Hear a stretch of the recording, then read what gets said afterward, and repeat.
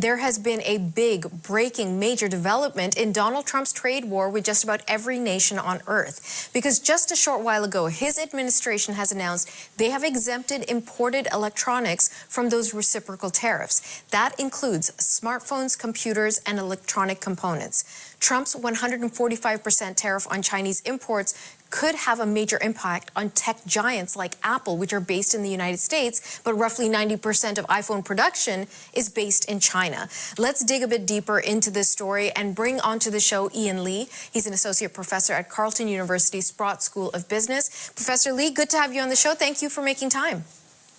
My pleasure, Natasha. Thank you. Let me say a couple of things before I dive into the question, just for the purposes of clarity, because I'm hoping you and I can help clarify a lot of confusion for folks. So, Trump was going to bring in tariffs, reciprocal tariffs for dozens and dozens of countries around the world. He pressed pause on those reciprocal tariffs for just about everyone except China. We are already being hit with the automobile, aluminum and steel and other tariffs that were already in place. Reciprocal was not going to hit us. This China issue is critical now with this latest development because we're hearing new guidance from the U.S. Customs and Border Protections that smartphones, computers, and other tech devices and electronic components are going to be exempt. So what does that mean, Professor Lee? Sure.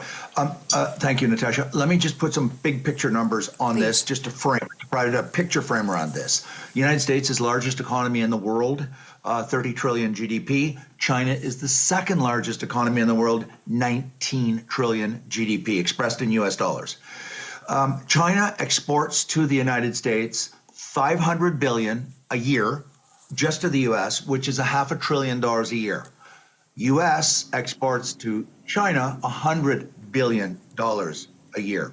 So the U.S. is less dependent in the sense that they're selling a lot less stuff and measured in dollars to China. But China is selling a lot more, and a lot of that are consumer electronics.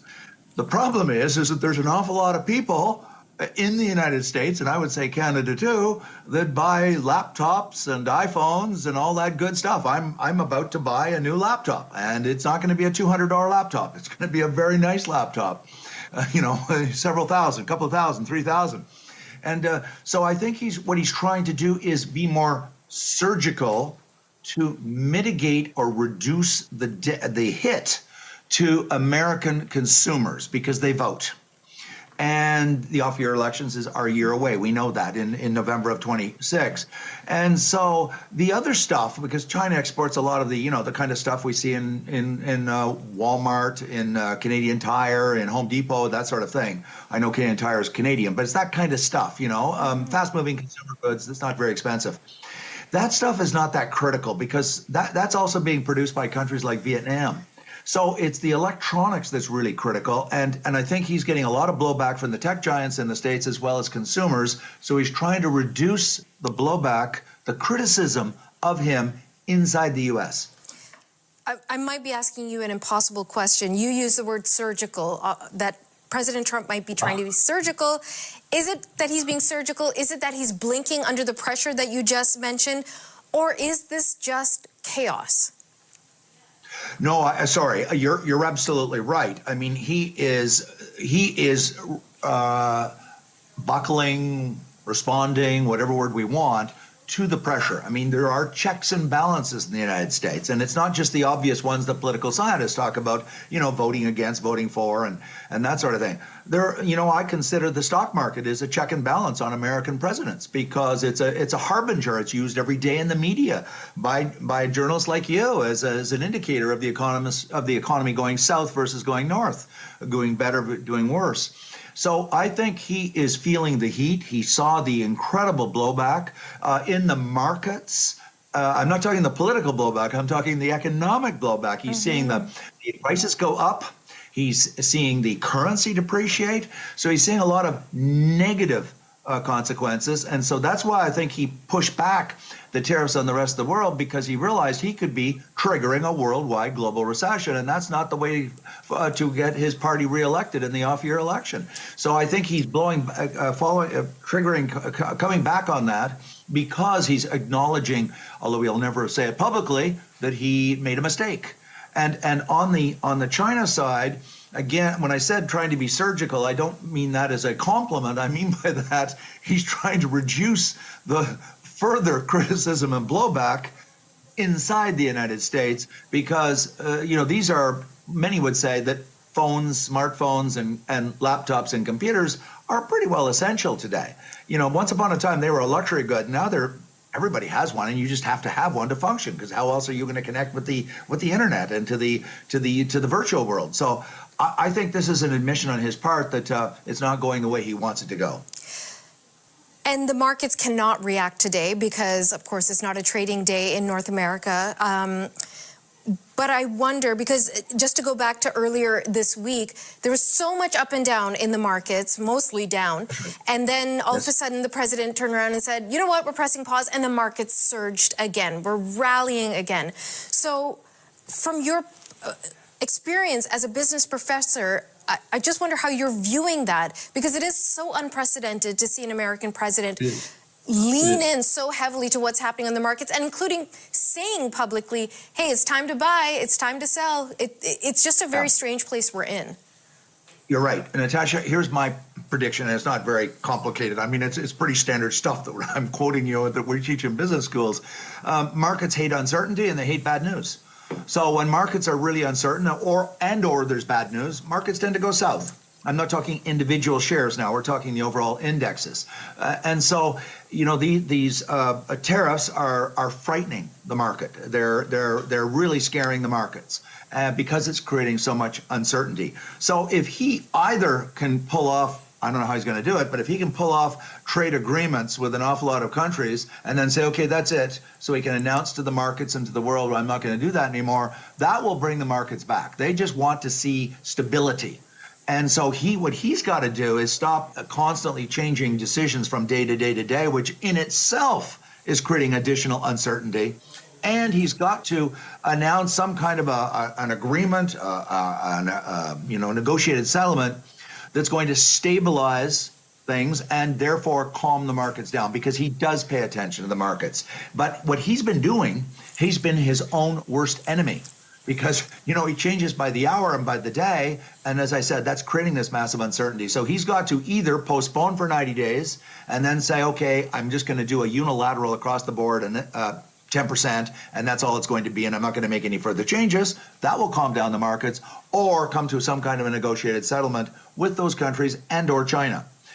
As I said, he is causing the uncertainty. He is making the markets much worse because of his erratic and constant day-to-day changes in the rules of the game concerning tariffs. Professor Lee, I have a couple more questions I want to get in, and I don't want us to run out of time. So you've given us such a clear analysis of what President Trump might be trying to achieve, what he's hoping to get done through these tariffs and pressing pause. What is your understanding of what China is thinking right now, and what is their long-term game? Can they continue this tit-for-tat back and forth with the tariffs? I don't think so. I don't think either it's sustainable for either country. The relationship between China and the United States is a fascinating relationship. They're both enormous economies, 30 trillion and 19 trillion. And, they are codependent. I'm not a psychologist, but I picked this phrase up. We all know this phrase from, people in therapy and that sort of thing. This is a codependent relationship. The China is the world superpower in terms of manufacturing and manufacturing exports. They export $1 trillion net to the rest of the world. Half of that is going to the United States. And the United States has become very dependent for all of their retail, mostly their retail, whether it's electronics or all the other stuff you see in stores, for consumers to have everyday low prices, to use that famous tagline from Walmart.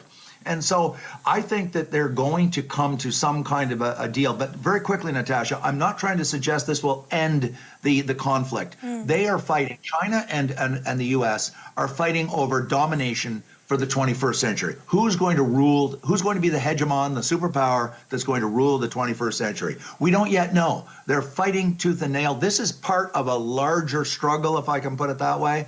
And this is into, geopolitics and geoeconomics. And we don't yet know, because both of them are doing everything possible to ensure that their side wins. Wow. So with that in mind, and you mentioned codependency, so that would bring me to us and our very deeply codependent relationship with the United States. Maybe they're not as dependent on us, but when you've got the world's two biggest economies and geopolitical superpowers, as you rightly point out, at war with each other, what does that do to our economy? It's going to hurt us because we're so small. I know there are some people saying we can stand up to the Americans, and I just think it's delusional. I mean, we're 2.5 trillion, and I understand arithmetic. I think most people do.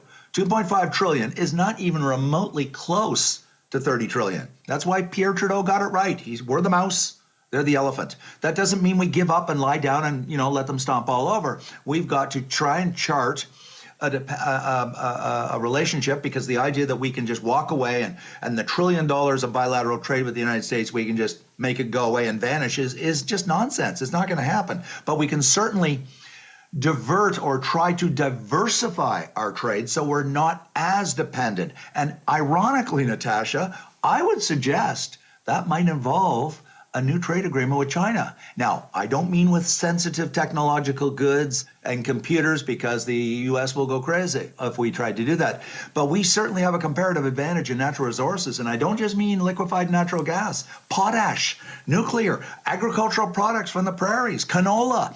I mean, we could call it a low-tech trade agreement with China, a natural resources, if you will, trade agreement with China, as part of our trade diversification, so we're not as dependent. 70% of our exports go to the U.S. It would be really nice if we could get that down to maybe 50%.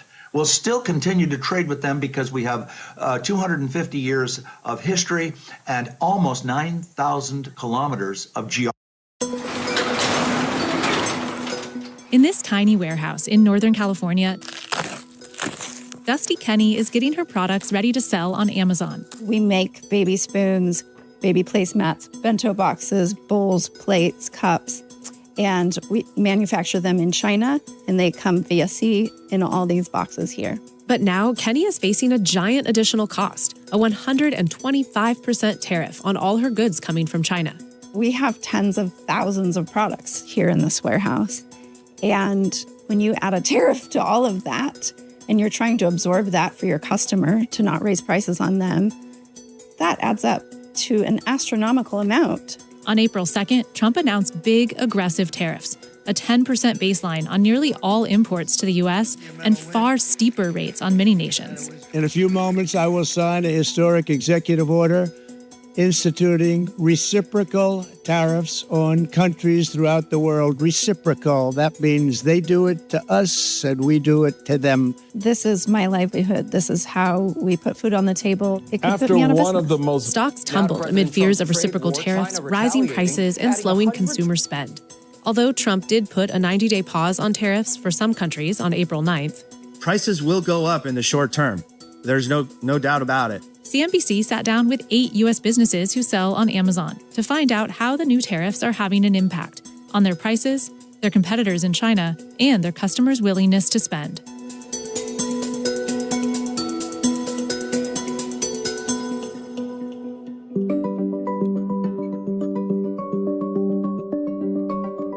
Tariffs have been around since America's early days. But since the creation of the federal income tax in 1913, they've become a smaller and smaller portion of federal revenue, with some notable moments of tariff increases along the way. By the 2010s, the average tariff was just 1% to 3%. Then Trump sent tariffs soaring during his first term, taxing steel and aluminum from U.S. allies, threatening tariffs on Mexico and Canada, and launching a trade war with China.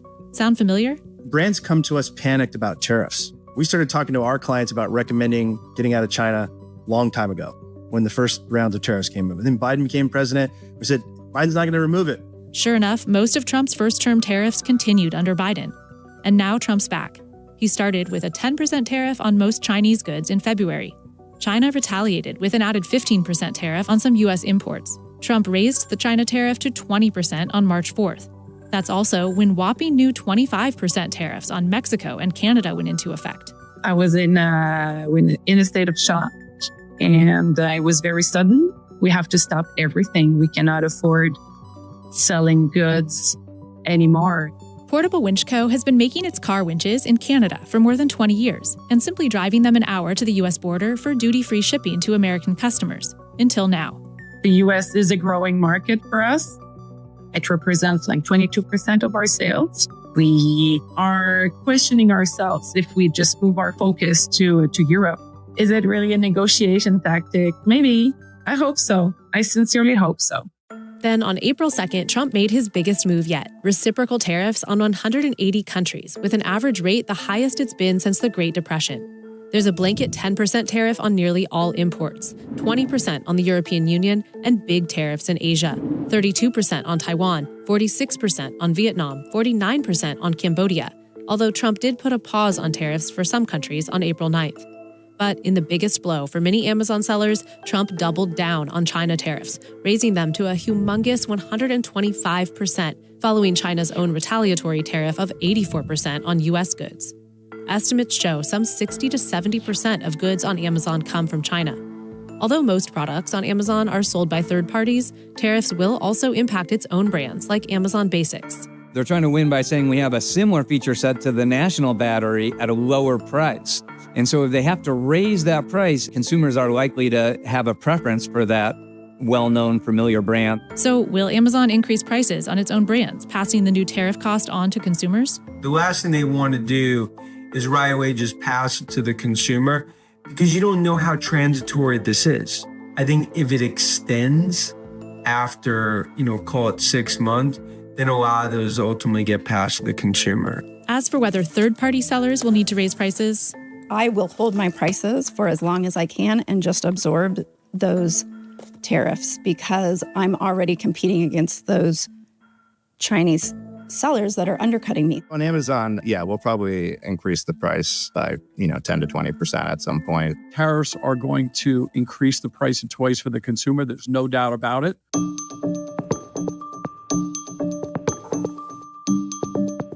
While tariffs on China are nothing new, it's unusual for them to hit certain types of goods, like toys. I mean, it's real steel. This is a real steel, really tangible toy. This toy retails for $29.99. This will end up costing $5 to $10 more as these tariffs fully pass through. Jay Foreman runs Florida-based Basic Fun. With $200 million in annual sales, its well-known labels sell on Amazon and at retailers like Walmart and Target.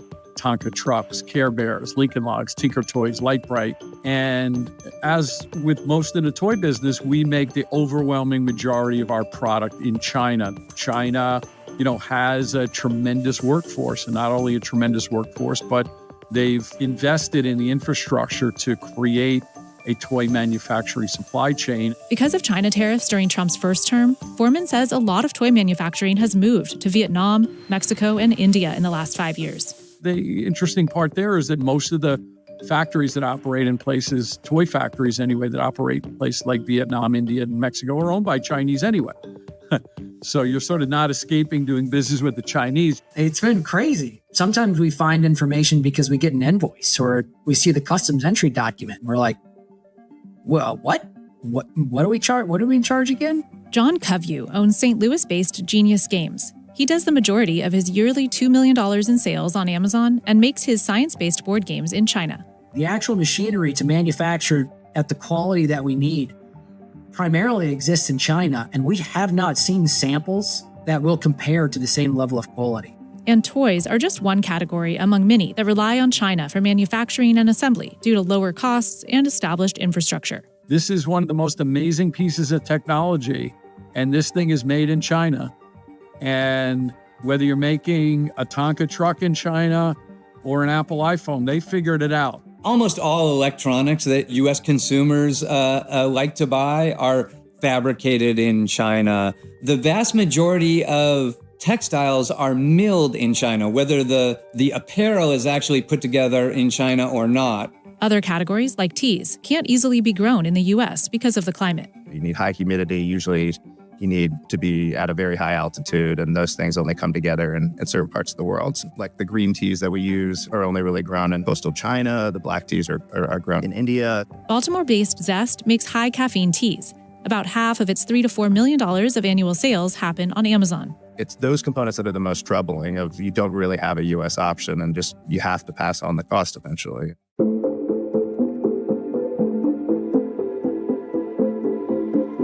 This is our new Snacktainer silicone bento box. Kenny's brand, Prima Stella, brings in about $800,000 annually, almost entirely from Amazon sales. I would love to be able to manufacture in the US, but the truth is that the infrastructure is not there. The manufacturing infrastructure doesn't exist. I've even considered what it would look like to open a manufacturing site, but that's way over my head and, out of my budget, right? Even with huge tariffs, Kenny says it still doesn't make financial sense to move manufacturing to the US. The cost is too high. It's not 10% or 20% higher. It's double or triple the cost per product. Right now, when you do try to reach out to manufacturers that are here, they don't even return your calls or your emails. The people in China are hungry for the work. They'll get back to you right away. They make sure you get your shipments right away. They're on it. There are some, like Viper Industrial, that do manufacture entirely in the US and charge a premium for it. We actually see it as a competitive advantage. You put our products side by side to a competitor's that is getting it overseas, and it's a night and day difference. Dane Rush and his brother own the Green Bay-based business, selling some $30 million annually of stools and other shop equipment that range in cost from $350 to $650. You can go to, a lower value store and buy a stool at $40 or $50, maybe even cheaper. We're not going for the buyer that's looking for the cheapest price. That's not our market. Now he's considering taking on manufacturing for others who rely on countries hit hardest by the tariffs. At the National Hardware Show, we actually got asked by many vendors if we could be an OEM for them. So I think there's a huge opportunity for, OEM manufacturers to start taking on more work from these people that were purchasing overseas and start making it here in the United States. This may be true for some categories, but not for any of the other Amazon sellers we spoke to. Instead, they've been looking to move manufacturing elsewhere overseas. During the first presidency of Trump, we noticed that the tariff was going to impact our industry, especially with furniture being hit. So at that point, we set up our first joint venture factory in Vietnam. William Su runs a $70 million New York-based home and kids brand called Teamson, founded by his mom, now sold at Costco and Amazon. And then also I've visited India twice already within that last 6 months. But Trump announced a 26% tariff on India and 46% on Vietnam April 2nd, although tariffs are on pause for some countries. But the huge China tariff remains. So within the next 12 to 16 months, we will completely move out of China. None of the sellers we talked to say it's financially feasible to relocate manufacturing to the U.S., even though it would allow them to avoid tariffs. I think the administration would like people to think that this is a China problem and that this is only hurting Chinese-based businesses and helping U.S.-based businesses. But I am a U.S.-based business, let's be clear. I can't manufacture everything here. I wish that I could, but everything else is done here. Everything's warehoused here, designed here, photographed here. All the income that comes from that stays here.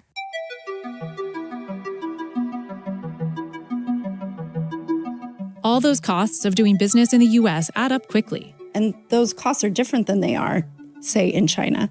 And so when you have the factory directly knocking off a product and sending it right to Amazon and not paying tariffs, we can't compete. Like so many others, Kenny needs to keep prices low to stay competitive in the era of Temu and Shien. My most popular product are my silicone baby spoons, and I used to sell them for $9.99.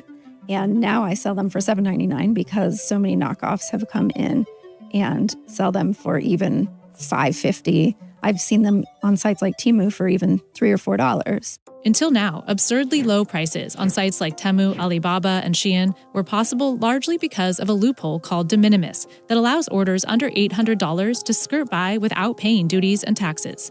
Chinese sellers send individual or small orders directly to U.S. customers to keep shipments under the limit. But sellers like Kenny want to quality check their goods, not send them straight from the factory in China. We bring them in large quantities in pallet loads, and so we're paying full tariffs for them. Trump briefly put de minimis on hold in February. Days later, as huge numbers of Chinese packages started piling up at U.S. post offices and customs officials got overwhelmed, he temporarily reinstated the loophole. We don't have enough customs inspectors to look at this huge volume of packages, and the U.S. Post Office does not collect duties. They don't have a single employee dedicated to inspecting packages or processing duties. So literally there was a stop to all international mail from China for a few days. On April 2nd, citing adequate systems now in place to collect tariffs, Trump again announced he's ending de minimis, effective May 2nd. The White House said the loophole is being closed to target deceptive Chinese-based sellers who hide illicit substances, including synthetic opioids, in low-value packages to exploit the de minimis exemption.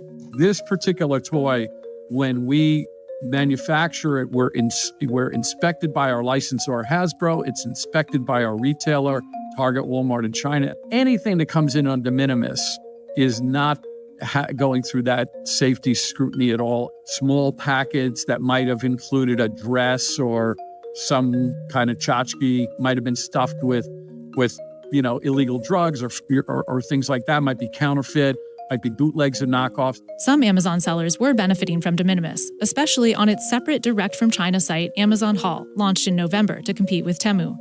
But overall, killing de minimis will hurt Amazon competitors like Temu more. Closing this actually takes off, what's really been the sort of loophole that's been tugging at Amazon, really for the last 18 months.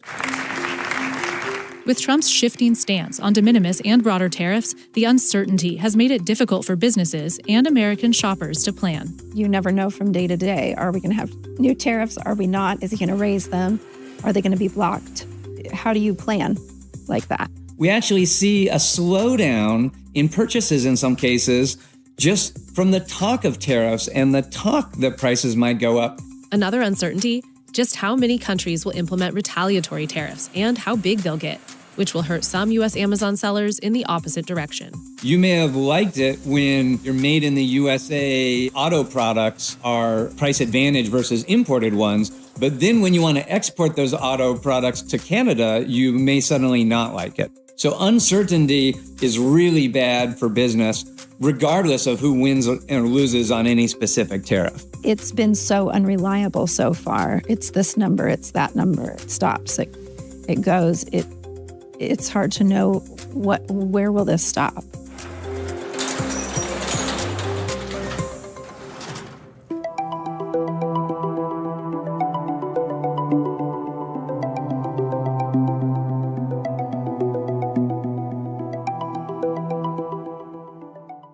There has been a big, breaking, major development in Donald Trump's trade war with just about every nation on earth. Because just a short while ago, his administration has announced they have exempted imported electronics from those reciprocal tariffs. That includes smartphones, computers, and electronic components.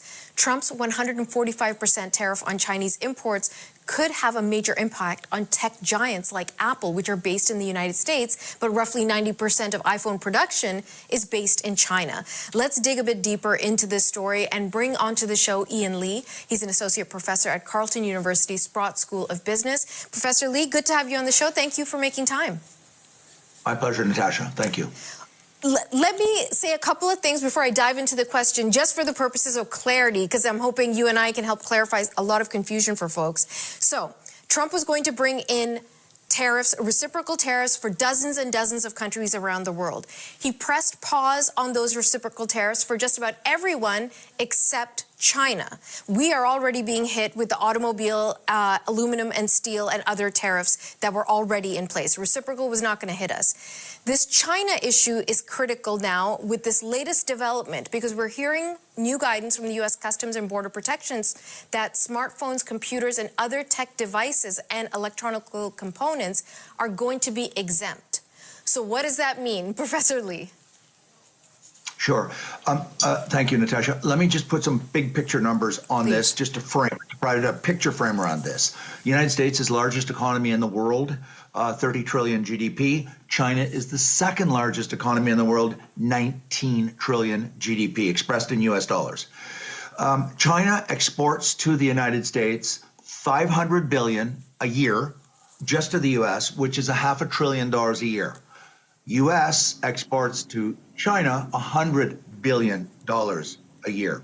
So the U.S. is less dependent in the sense that they're selling a lot less stuff measured in dollars to China. But China is selling a lot more, and a lot of that are consumer electronics.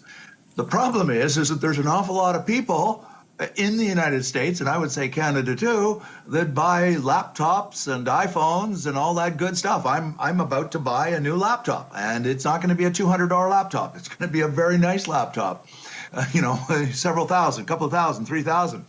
And so I think what he's trying to do is be more surgical to mitigate or reduce the hit to American consumers because they vote. And the off-year elections are a year away. We know that in November of 26.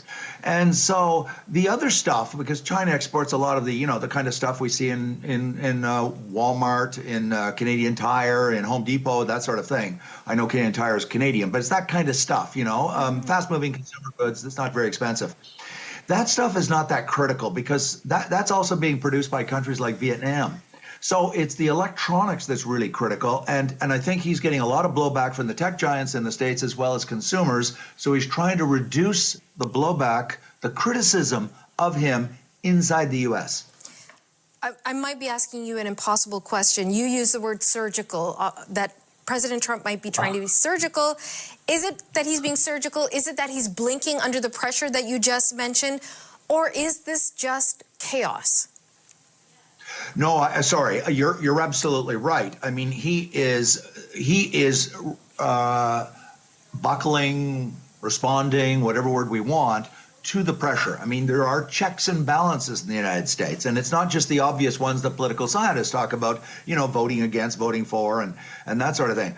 I consider the stock market is a check and balance on American presidents because it's a harbinger. It's used every day in the media by journalists like you as an indicator of the economy going south versus going north, going better, doing worse. So I think he is feeling the heat. He saw the incredible blowback in the markets.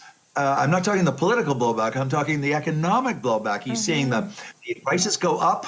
He's seeing the currency depreciate. So he's seeing a lot of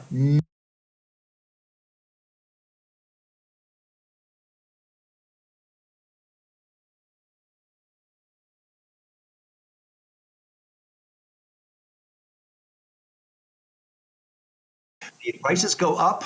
He's seeing the currency depreciate. So he's seeing a lot of negative consequences. And so that's why I think he pushed back the tariffs on the rest of the world, because he realized he could be triggering a worldwide global recession. And that's not the way to get his party reelected in the off-year election. So I think he's coming back on that because he's acknowledging, although he'll never say it publicly, that he made a mistake. And on the China side, again, when I said trying to be surgical, I don't mean that as a compliment. I mean by that he's trying to reduce the further criticism and blowback inside the United States because, these are, many would say that phones, smartphones, and laptops and computers are pretty well essential today. Once upon a time, they were a luxury good. Now everybody has one, and you just have to have one to function, because how else are you going to connect with the internet and to the virtual world? So I think this is an admission on his part that it's not going the way he wants it to go. And the markets cannot react today because, of course, it's not a trading day in North America. But I wonder, because just to go back to earlier this week, there was so much up and down in the markets, mostly down.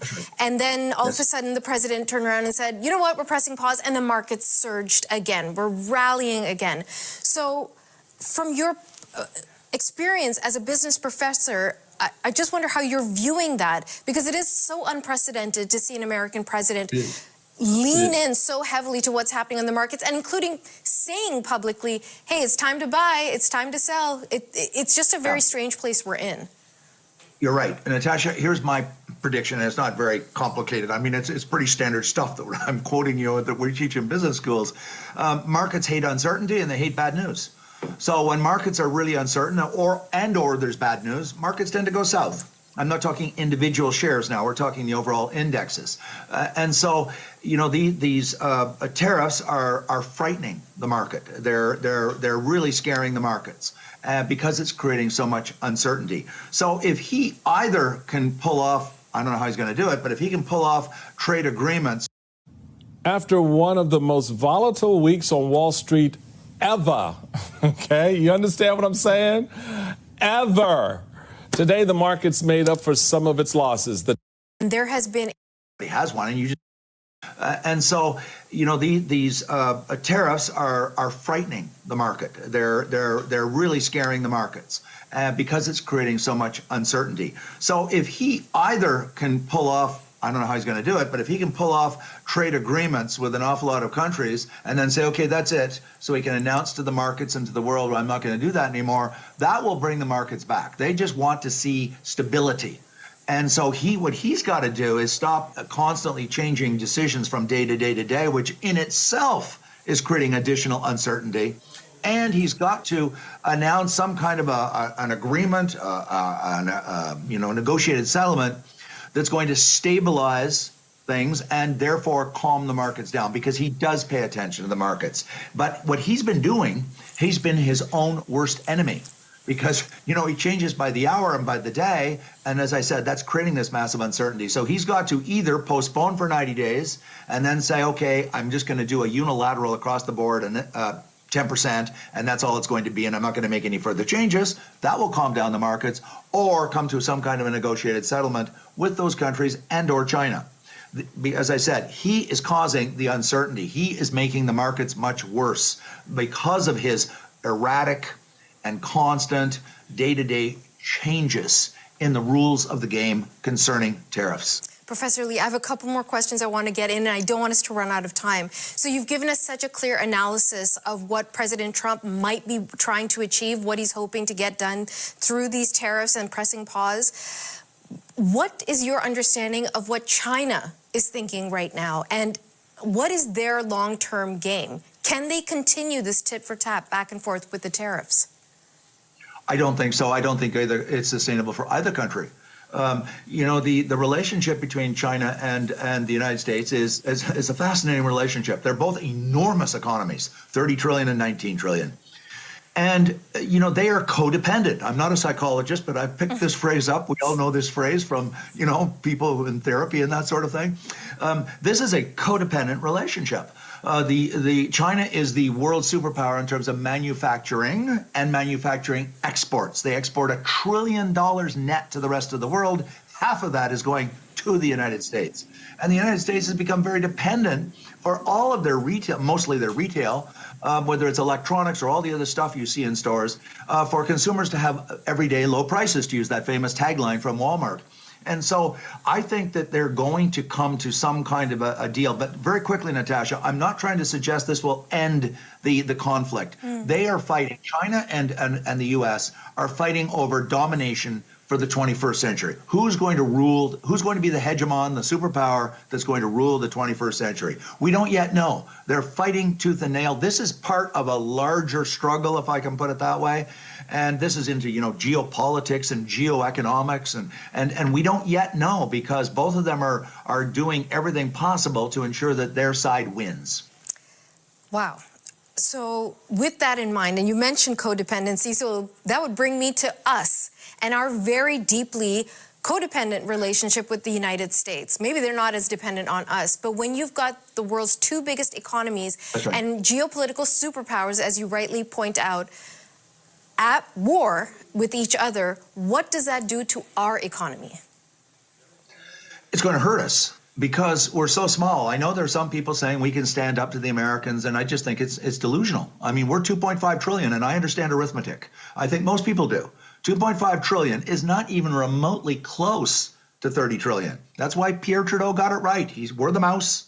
They're the elephant. That doesn't mean we give up and lie down and let them stomp all over. We've got to try and chart a relationship, because the idea that we can just walk away and the $1 trillion of bilateral trade with the United States, we can just make it go away and vanish is just nonsense. It's not going to happen. But we can certainly divert or try to diversify our trade so we're not as dependent. And ironically, Natasha, I would suggest that might involve a new trade agreement with China. Now, I don't mean with sensitive technological goods and computers, because the U.S. will go crazy if we tried to do that. But we certainly have a comparative advantage in natural resources. And I don't just mean liquefied natural gas, potash, nuclear, agricultural products from the prairies, canola. I mean, we could do call it a low-tech trade agreement with China, a natural resources, if you will, trade agreement with China as part of our trade diversification. So we're not as dependent. 70% of our exports go to the U.S. It would be really nice if we could get that down to maybe 50%. We'll still continue to trade with them because we have 250 years of history and almost 9,000 kilometers of geography, and that's not going to disappear. Canada's not leaving North America, and neither is the U.S. So we're going to continue to trade with them forever and ever, but we need to reduce that and start developing more deeper ties with Asia and with Europe. Ian Lee, really great to get your perspectives today. Thank you so much for your time. Thanks very much, Natasha. Thank you. It's our pleasure.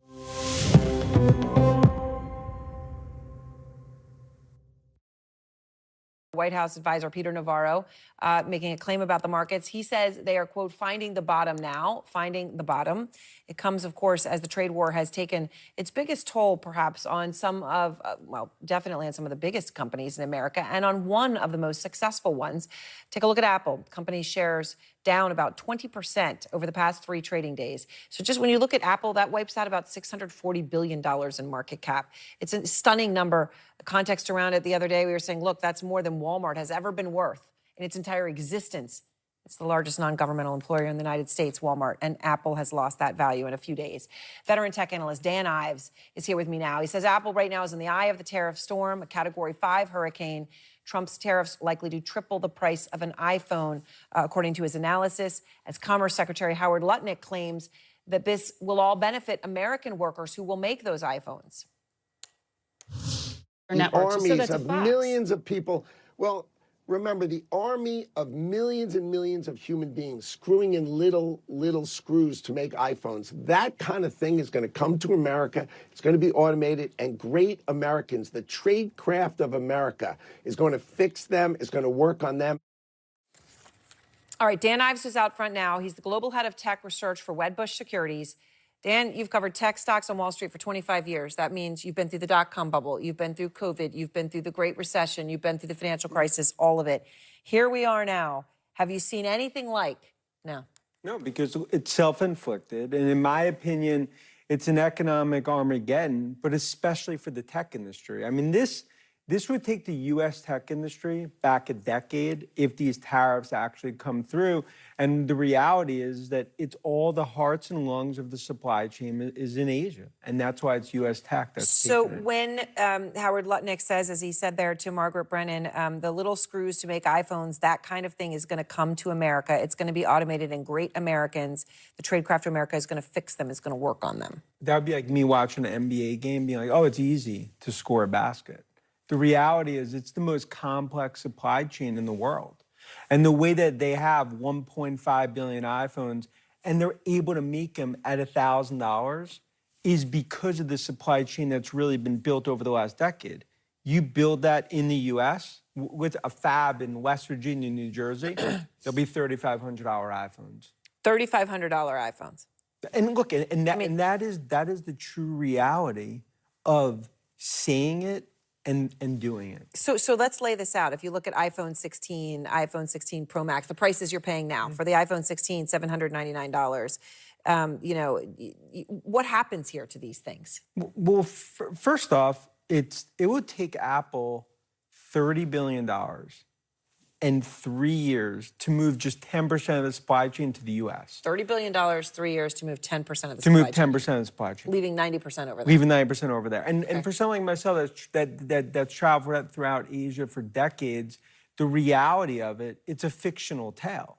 And that's why I think you see what's happened to the stock, because no company is more caught up in this tariff, front and center in this Category 5 storm, than Cupertino and Apple, and that's the shame of it. I mean, you look at, you talk about traveling through Asia, and maybe this brings it home. We actually looked at a map to say, where does Apple make iPhones? Where in Asia? I mean, there are hundreds of manufacturing sites in China. We'll throw the map up, hundreds of them. I mean, it is really stunning. I mean, we're just putting some of them there. Hundreds. I mean, this is actually about much more, as you point out, than cheap labor. I mean, this is massive infrastructure. Were you to transport it here? But that's almost an impossibility, and that's why the stock is so. Because at the end of the day, the stocks they're not political. They know math and the reality, And when it comes to Apple, this would be, in my opinion, if this actually comes through, this would change the future of Apple. And that's what's so sad to some extent. As an American icon, you could have Beltway talking points, but this is the reality of it. The reality on the ground. And also on that, and when we look at the stocks that have lost so much value, and obviously it's been the whole market, but that, what they call the Magnificent Seven, that it accounted for half of the growth last year in the S&P 500. They have plunged. They're in a bear market. On that list, Tesla. You've been one of the biggest fans for Tesla on Wall Street, but today you slashed your price target, which means where you think the stock is going to go by a massive amount, 40%. I mean, the two things. I mean, one, tariffs. I mean, that hurts Tesla like every other automaker. And then China, that's been a core part of their demand story. And this is going to be more and more negative for them as they go up against domestic players. And we've talked about Musk. I mean, Tesla has become a political symbol globally. And that's been a very bad thing for not just stock in terms of unit sales and destruction. And we believe clock struck midnight for Musk. He basically is going to need to make the choice here. He cannot do this, and I think you've seen it in the stock in terms of reflected. Well, maybe that's part of the reason he's been so aggressive on Peter Navarro in the past 24 hours. Before many of President Trump's tariffs take effect, we know that some of the things that will likely cost you more at the grocery store now. So you might want to grab a pen and your shopping list as we go through the CNN's Vanessa Yurkevich is at a grocery store in New York to walk us through. Vanessa, how wide of an impact will Americans likely see? Yeah, well, we're here at Morton Williams in New York City, and they say that they haven't seen that 10% universal tariff hit just yet. But when it does, it's going to hit perishable items, fruits and vegetables. For example, these bananas come from Costa Rica. These right over here come from Ecuador. These countries are now hit with a 10% tariff. I want to take you over to the seafood section really quickly, because this is where some of these higher tariffs, these higher reciprocal tariffs are going to go into effect on Wednesday and hit seafood products. Let's look at the shrimp over here. Morton Williams gets their shrimp from Indonesia and Vietnam. We're talking about a 32% tariff from Indonesia, 46% from Vietnam, and the salmon over here, this is coming from Norway, and Norway is going to be hit with a 15% tariff. The U.S. imported about $1 billion worth of salmon last year. I also want to take you over to the coffee section. This is where these are non-perishable items. So these are items that hold a little bit longer, and companies may have been able to stockpile these items. However, we source here in the U.S. most of our beans from Central America, from Africa. Ethiopia, for example, is getting hit with a 10% tariff, as is Brazil. So the store here is bracing for those higher tariffs. I asked the owner, can he absorb them? The margins are so slim in the grocery store that he's not going to be able to absorb higher costs. He's going to have to pass them, unfortunately, down to the consumer. Joining me right now is Sam Silverstein. He's a reporter for The Grocery Dive. Thanks so much, Sam, for coming in. From your reporting, what are you hearing in terms of how quickly that the industry thinks grocery shoppers are going to see the impact in pricing, and where? I think it depends on the item. Certain items like produce are likely to see price increases more quickly than things like canned goods that last longer. But I will say it's very difficult to say which items might go up in price and even when that might happen. I mentioned things like produce, fresh goods, because they don't last so long and they need to move in stores quickly, so supplies have to keep being refreshed. For items that last longer, grocers might have supplies on hand, have things on the shelf, and it would take a while for even more expensive items to show up on the shelves. But I did want to note that for grocers, this is a really important time. They've already been through this messaging issue with consumers about what groceries cost, and of course that's because of the inflation that came out of the pandemic. And what I think we saw in a lot of grocery stores was an effort to show consumers that even if prices are going up, that grocers want to try to do what they can to help people stretch their budgets. And I would imagine that with the tariffs now threatening to raise prices, that you'll see grocery companies looking to show that they are on the side of the consumer and to demonstrate that they will do what they can to keep prices down.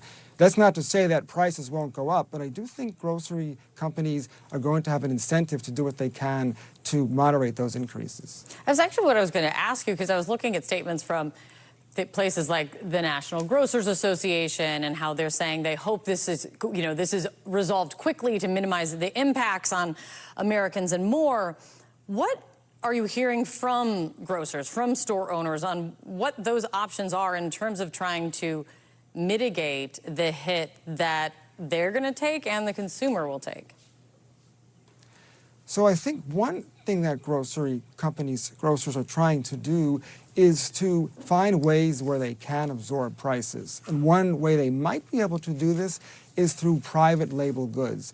They've already been working hard on expanding their selection of private label items, and we've seen grocery companies work to promote those brands, their own brands, and to show them not just to be ways to save money, but actually to get high quality goods. So companies like Costco, for example, with Kirkland Signature, they've built that brand into a whole lot more than just, a way to save money. But I think what we will see is that grocers are going to use this opportunity, as I said, to find ways to help people save money. So on staple goods, basic things, people are very sensitive to those prices. They know what they cost. They travel to probably multiple grocery stores, even in 1 week. And so people will notice if prices go up there. Grocers are cognizant of this. And that's an area where they can help to keep prices lower, if only because the competition is important there.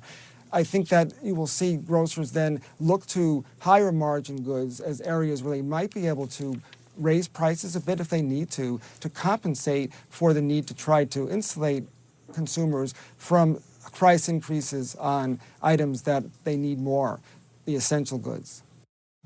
After one of the most volatile weeks on Wall Street ever, okay, you understand what I'm saying? Ever. Today, the market's made up for some of its losses. The Dow closing up just over 600 points. Now, that comes as China is hitting back on President Trump's tariff hike, saying, they're raising tariffs on the U.S. imports as well, from 84% to 125%, and mocking Trump's policy as a joke. But while the president is claiming on social media that they are, quote, doing really well for the American people, that doesn't appear to be the case at all. Experts are estimating that this trade war could cost the average household an extra $4,700 a year. And today, a new survey shows consumer sentiment has plunged 11% to the second lowest level it's been since 1952. That's before I was born, folks, so we're talking time ago. One economist telling CNBC consumers have spiraled from anxious to petrified. And that is being felt across the country. Just listen to what some small business owners are saying. It's not like we can say, we're just not going to buy from one country. We'll pivot to another country, especially when that country is China, which produces so many of our inventory products. There's just so much uncertainty and chaos. Every day it seems to be something else coming from the White House or elsewhere. And so it's very hard to plan and predict what's going to happen because of the uncertainty and because of all the chaos that exists. We're looking at, possibly closing within a year or two if this continues. I just don't see a future, in retail or in this economy, unfortunately. Joining me now is Jared Bernstein, former chair of the Council of Economic Advisors. Jared, it's so good to have you at the table, man, because that's real. It is real. That's real. That's not a billionaire talking. That's a small businesswoman who's saying, because of what this government is doing, I may have to close my business in a year because I can't survive in this retail economy that's being created. Talk about what the broader implications are, because a lot of people are quite honestly saying, the market was up today. Yeah. As if, we've turned a corner. I keep saying that there's like a rapid. You went through the tough part up here. Wait till you get down there. The market has been extremely volatile, and when the market sniffs that the tariffs might be coming off a bit, it goes up. But then the next day, when it goes the other way, of course, they tank. Look, I think what you just played really gets to the heart of what's going on here. Real average folks who are just trying to get by, who are already stressed by years of high costs, are looking at what this trade war is doing to them, and it's making them ever more anxious. Whether you're a producer, whether you're an investor, or whether you're a consumer, you know how this is hurting your prices. You just showed an estimate of close to $5,000 a year in extra costs for a trade war that, as far as most of us can tell, and I'm speaking for most economists now, is mostly about Donald Trump wanting other countries to just come to him and grovel. The basic rationale for this has never made sense to most of us. So this is self-enforced pain on an economy, by the way, that they inherited that was pretty good at the time. It was compared to what it is now, it was damn good. And so you really kind of touch on a number of, I think, really interesting aspects of this, not just in terms of the consumer side of it, the retail side of it, but even more broadly speaking, the people who actually do economy, right? So, you know, the folks who are in the bond side of the business, the folks who are on the market side, whether it's Wall Street or Main Street markets. How do you assess the class of people who purportedly are going to ultimately benefit from the reestablishment of the tax cuts that we can't afford in the new legislation in the House? How does all of that factor into? It's a really important question, Michael, because it is a familiar play to you and I. We've talked about this for, unfortunately, too many years, for Republicans to come in, cut taxes for rich people, and try to offset it, try to pay for it by cutting spending that affects low-income people. We're seeing about $1 trillion in tax cuts going to the top 1% from what the Republicans have proposed, and $1 trillion of cuts in Medicaid and nutritional support. So an offset, which is basically taking from the poor to give to the rich. But there's another wrinkle here, and it's one we haven't seen before, and that's the tariffs. Tariffs are a sales tax on imports, and these are goods that are disproportionately consumed by middle and lower income people. So not only are you cutting their services to offset a tax cut for the wealthy, you're hitting them with an extremely large tax on their living standards. So this is really, you know, a very big problem from their perspective. You've got a number of screaming headlines that reinforce exactly what you're saying. You've got the AP reporting tariffs will make sneakers, jeans, and almost everything Americans wear cost more, trade groups warn. Work boots made in China that now retail for $77 would go up to $115.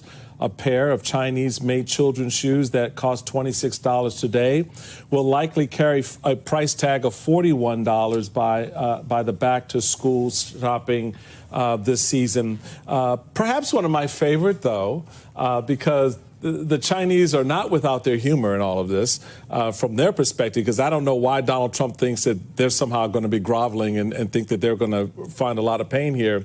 But Chinese officials are posting memes showing the price of knockoff Make America Great Again hats. By the way, folks out there, those of you in MAGA land, where do you think your hat comes from? It comes from China, baby. That's where it comes from. And the spokesperson for the Chinese Ministry of Affairs posted a cartoon showing MAGA hats 50% more, right? So you're seeing a hat that, you know, that they're, as you see here on the screen, it was once $59, now $77, et cetera. So that's a poking. I can't believe that was $59 in the first place. Well, I don't know who the hell is paying $59 for that hat, to be honest, but there are a lot of people who do. But here's the deal. That's an example of the real world impact of what this administration is doing.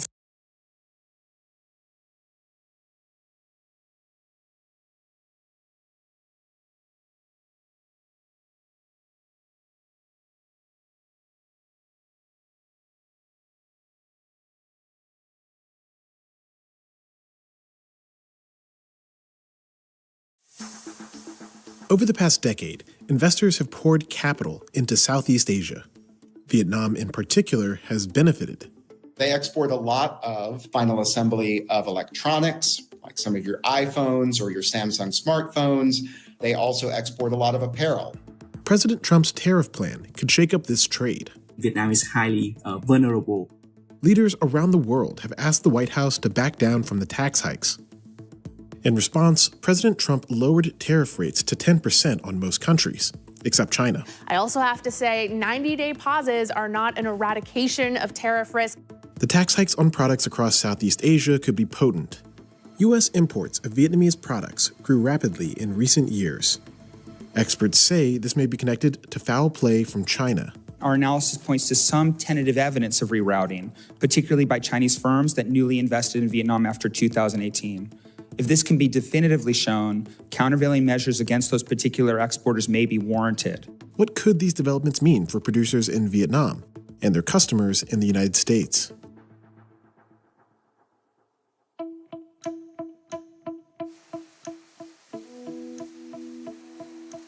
Factories in Vietnam produce many consumer goods sold in the U.S. So Vietnam has become a second largest supplier of clothing and shoes to the U.S. after China.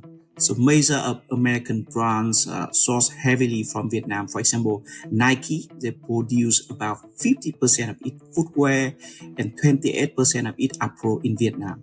Manufacturers in Vietnam produce furniture for companies like Wayfair and toys for companies like Hasbro and Mattel. Companies like Apple and Samsung also rely on Vietnam's manufacturing. You know, Samsung alone employ 160,000 workers in Vietnam.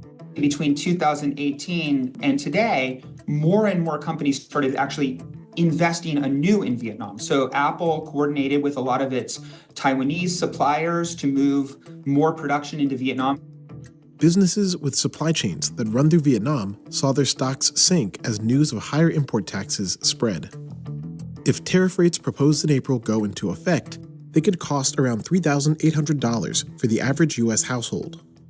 The U.S. has a much higher level of gross domestic product per capita when compared to Vietnam's. There is simply a lot more demand in the United States for the kinds of things that Vietnam exports than there is demand in Vietnam for what the United States exports. And that's a function of the fact that the two economies are at very, very different levels of development. So the United States is an advanced economy. We tend to export goods that are capital intensive. Vietnam is a relatively poor country where demand for things like the new 787 is going to be much more limited. The White House says that higher tariff rates will help the U.S. compete with rising powers like China. In recent years, businesses have reduced their production in China and ramped up in other developing countries, like Vietnam. This is known as the China Plus One strategy. The way production works these days, pieces of a product come from all over the world and then are assembled together. But over the years, China had become the factory for the world. And so a lot of supply chains were entirely located inside China. So for example, an Apple iPhone, all the components would be produced and then finally assembled in China. But that became risky. And it became risky as Chinese wages started to go up, as people had concerns about too much dependence on a particular country. And so the insurance strategy was to open a factory in another country, say, for example, Vietnam or Thailand or Bangladesh or India. One of the reasons that Vietnam has been on the come up, so to speak, has been because China has been so successful in its development model that it is pricing itself out of things like making T-shirts or sewing shoes and that kind of thing. They've moved on into kind of higher value added products. China has been accused of using Vietnam to pass through some exports into the U.S. This tactic could help China avoid Trump's 2018 tariffs. You saw a massive increase happening as a result of those 2018 tariffs. So one type of activity was what we like to call value-added production. So they were importing raw materials and intermediate products from China into a country like Vietnam or Thailand, and then doing the production in Vietnam and exporting. That was the vast majority of the activity, about 84% of the activity. But there's a smaller part, maybe 16%, depending how you measure it, which is rerouting, essentially relabeling products. So saying this is a product that was originally made in China, no new value added activity took place in Vietnam, and then it was exported as a Vietnamese product. Economists say the higher tariff rates under discussion reflect trade deficits between the U.S. and other nations. The relationship between the United States and Vietnam, the trade deficit is relatively sizable. It has grown in the last year to be about $123.5 billion. The U.S. under Trump says that many countries are using unfair trade tactics like currency manipulation to expand their trade surpluses. One of the things that the Vietnamese are considering is essentially revaluing their currency in response to the tariffs. Because if the tariffs are going to raise prices of Vietnamese producers so much that a decline in the currency is maybe the only option they have to compensate unless they can reach a settlement with the U.S. government. However, it's already low in 2024 already. In April, a delegation from Vietnam reached out to the White House to strike a deal. We've already seen Vietnamese Party General Secretary contact the U.S. administration, offering to potentially go down to zero tariffs on U.S. products entering Vietnam. The primary driver of this bilateral trade deficit that the United States has with Vietnam is not driven by tariffs or protectionism on Vietnam's part. It's driven by the fact that there's just relatively much more demand in the United States for Vietnamese products than there is demand in Vietnam for U.S. products. As tariff rates are negotiated, countries like Vietnam are bracing for impact. People have called it like an unforced error or a self-inflicted wound, but it's worse than that because it's essentially like a suicide pact that's taking out large other countries along with the U.S. economy. The White House did not respond to CNBC's request to participate in this story. In the year 2000, the U.S. and Vietnam signed a trade agreement which took tariff rates down from around 40% to 3%. Today, exports to the United States from Vietnam account for 30% of Vietnam's gross domestic product. The outlook for the people of Vietnam, who, if we know anything about history in the last 50 years, have really been through the ringer, much of it at the hands of the United States, the outlook was very positive. Once you graduate into that lower middle income status and your manufacturing sector is taking off, this is a period in which that economic growth is translating into real household gains, so that the dirt floor becomes a cement or tile floor. The electricity is on 24 hours a day as opposed to maybe 8 or 12. That is a really heartbreaking point in economic development for the people of Vietnam to be looking at potentially taking a big step back from their first real taste of the kind of affluence that we in the West and the United States in particular often take for granted.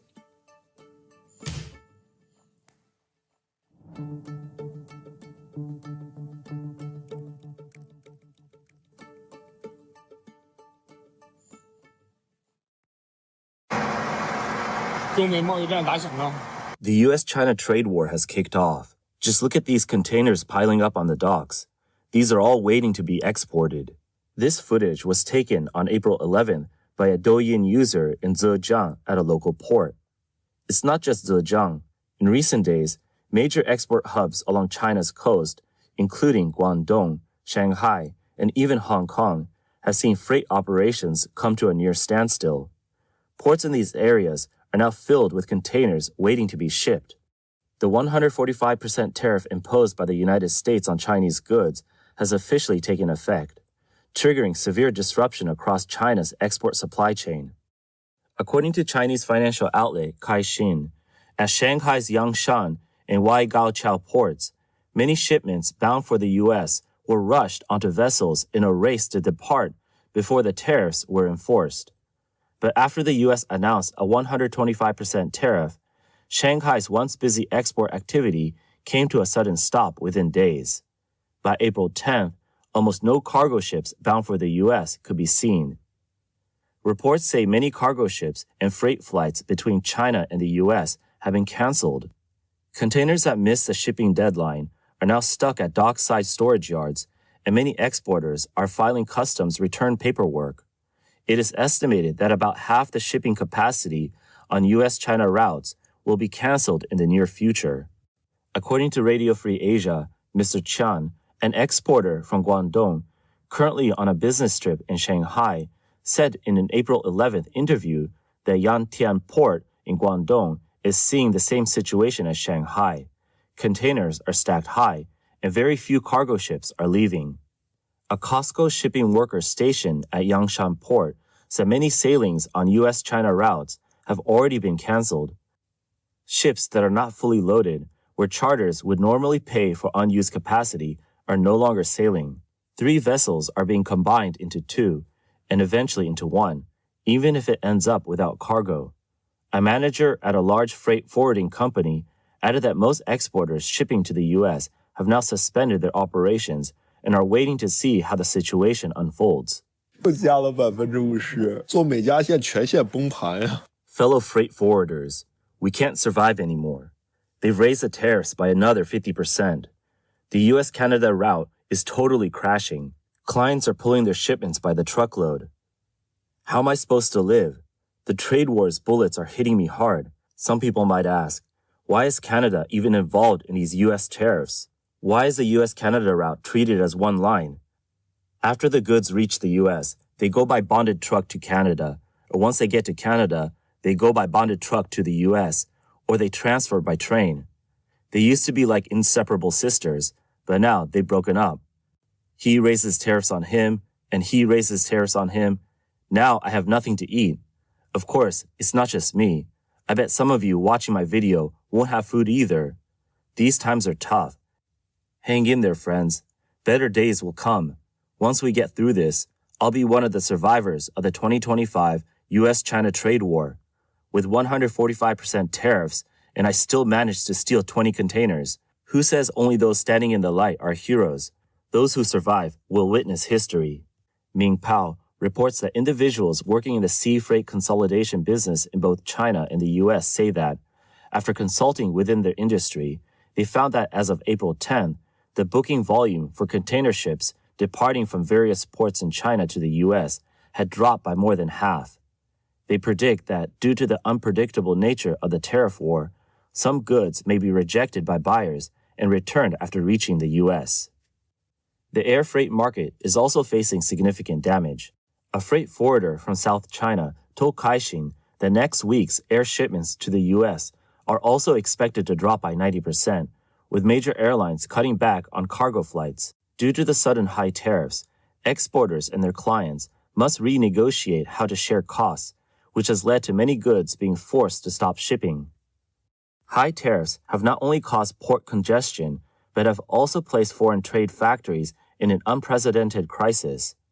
According to Caixin and other media, since the U.S. tariffs took effect, export factories in Zhejiang and Guangdong, two major freight trade provinces, have almost stopped production, and warehouses are filled with goods that were originally meant to be exported.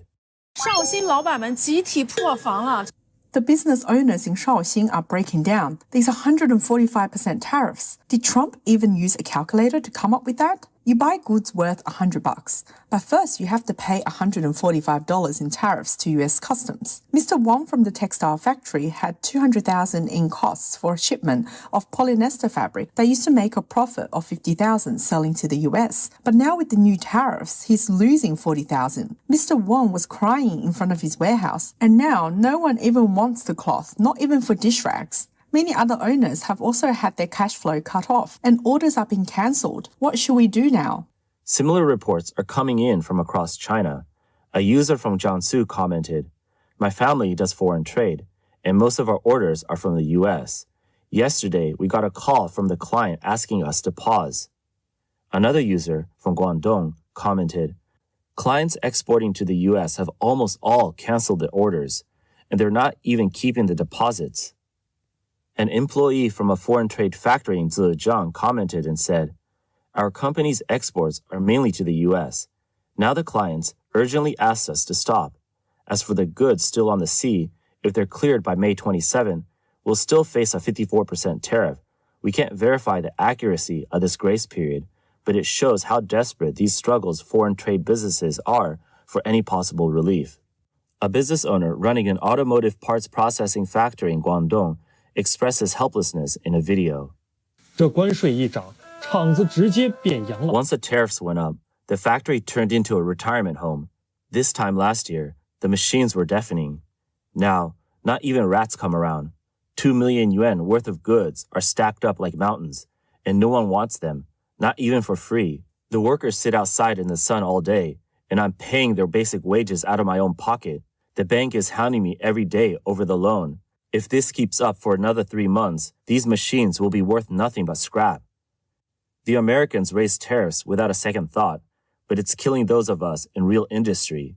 Does anyone have a way to clear out this inventory? I'll take scrap prices if I have to. A clothing factory owner is clearing out inventory due to excess stock. Does anyone want these white pants? If you don't mind, you can just take them. It's such a shame to throw away tens of thousands of them. The US is hitting us with heavy tariffs, and these goods are affected. Physical stores are closing down. All the big brands are shipping their genuine products with labels. There's only 3 days left, so I'm clearing everything out at a discount. If you've never bought before, now's the time to try a few.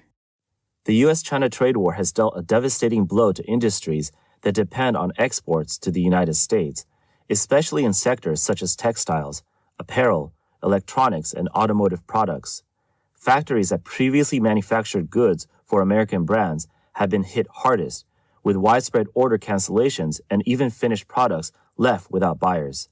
Many factories have been forced to halt production or attempt to reduce inventory through domestic sales, but weak consumer demand at home has limited the impact, resulting in heavy losses. Today is April 10th. U.S. tariffs have surged to a staggering 145%. Many friends running OEM factories for American brands told me all their U.S. orders were canceled. Even completed goods are being rejected, and shipments that already reached the port are being pulled back. Some shameless clients are even demanding their deposits back. When disaster hits, it's always the factories left holding the bag. Joining us now in the arena, perhaps one of those officials that Phil was referring to, President Trump's senior trade advisor, Peter Navarro. Sir, thanks very much for being here. My first question to you here, the bond markets got queasy here, according to the President of the United States, and it seems the Treasury market still shows some signs of queasiness. Has what's unfolded here fundamentally altered for the worse the foundation of our global financial system? Look, just in a joking manner, I think CNBC is going to sue CNN for intruding on their financial analysis and all of that. And what I just heard in terms of the market analysis, I mean, like, that's to me is pure spin. You had the highest rise in stock market history yesterday. Of course, there's going to be a little pullback. The question is, what spin are you going to put on it back? It's just a normal retracement after a big day. It's no big deal. Let's look at where we are, and this is what's the good news for the American people. If you simply look where we are now, we've got a 10% global tariff in place, and we're taking in about probably $4 billion a day. Well, we were losing $4 billion. We're taking in about $2 or $3 billion now. So that's all to the good. We're clawing back some of that dangerous trade deficit, and we've set a 90-day negotiation in motion where at least 90 countries now want to come in and see us. And what they're going to do is literally offer us collectively hundreds and hundreds of billions of dollars of opportunity to bring manufacturing here, to sell energy there, and do all sorts of things to balance our trade. We are in a beautiful place. And look, folks in the media keep trying to stir people up, panic people, when yesterday we had the perfect result from the kind of negotiation Donald Trump does. Now, the bond market, I don't know what you're upset about the bond market. We have yields coming down, which is great news for people who want to get a mortgage and home builders and all of that market. And for people who have consumer credit debt, that's good news. For people who want to go out and buy a car. We've seen more selling of U.S. Treasuries, which again is the foundation of the the whole auction thing. went fine yesterday, to be clear. The auction went fine. And for your viewers, what they had, the Treasury opens up a window for, I think, something like 15 or 30 minutes, and there's a bid, and we had a lot of participation in it. It went fine, and because the rest of the world thinks this is the best place to be. So I'm trying to figure out what's the problem. We've set in motion this beautiful negotiation schedule. We're going to have India, Australia, Great Britain, the EU, Japan, South Korea. They're all coming in. They've all been cheating us, and we're all going to get good deals from them to help the American people. We should be cheering. I want to get to the timing on that in just a moment. But you said that what happened yesterday was beautiful with the stock market going up. It was clearly a reaction to what President Trump decided to do. Were you in the room? Were you a voice advocating for this pause? And just in a straightforward way, were you in the room with the president when he made this decision?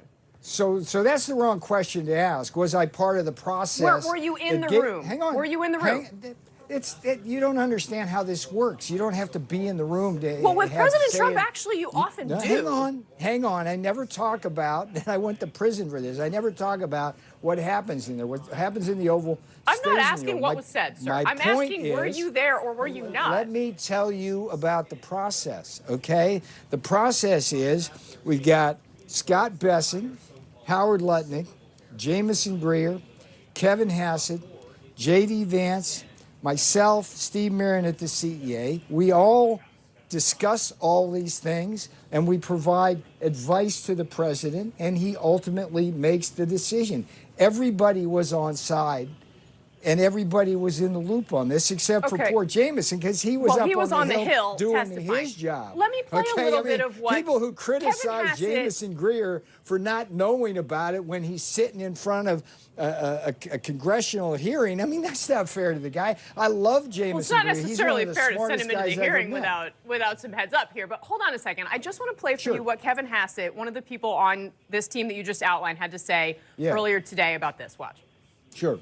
The person who, right at the final minute, was with the president when the president decided to do the pause that we had been talking about all along was Secretary Lutnick. Secretary Lutnick and Secretary Bessent were in the room for the final call with the president. Now, is there daylight? What I heard Kevin Hassett say was the people who were in the room were the ones who had been talking to the rest of it. It doesn't matter who's in the room. The boss calls it, whatever. That's not the point. The point is that this team is the best team in history.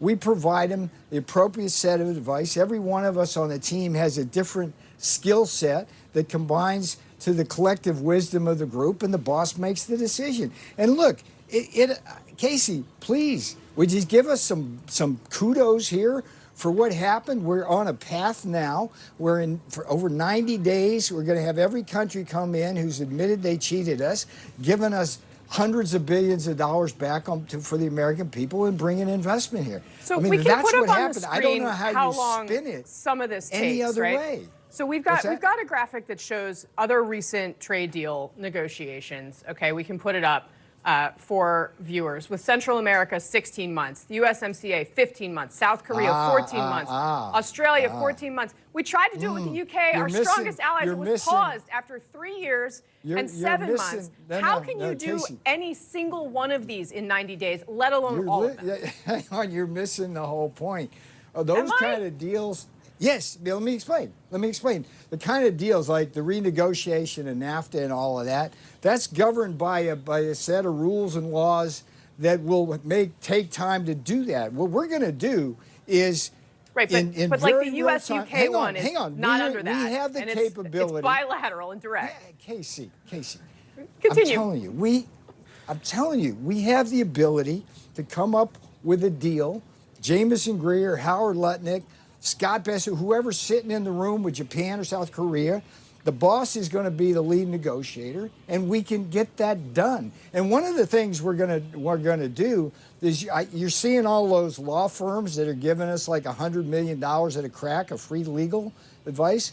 We're going to hopefully have them very much involved in all of this, and we do stuff in Trump time, which is to say as quickly as possible. So do you think we can get a deal done? Yes, we're going to get those things done very quickly. We will do that, and it's not going to be USMCA taking 18 months to do it. It's not that kind of deal.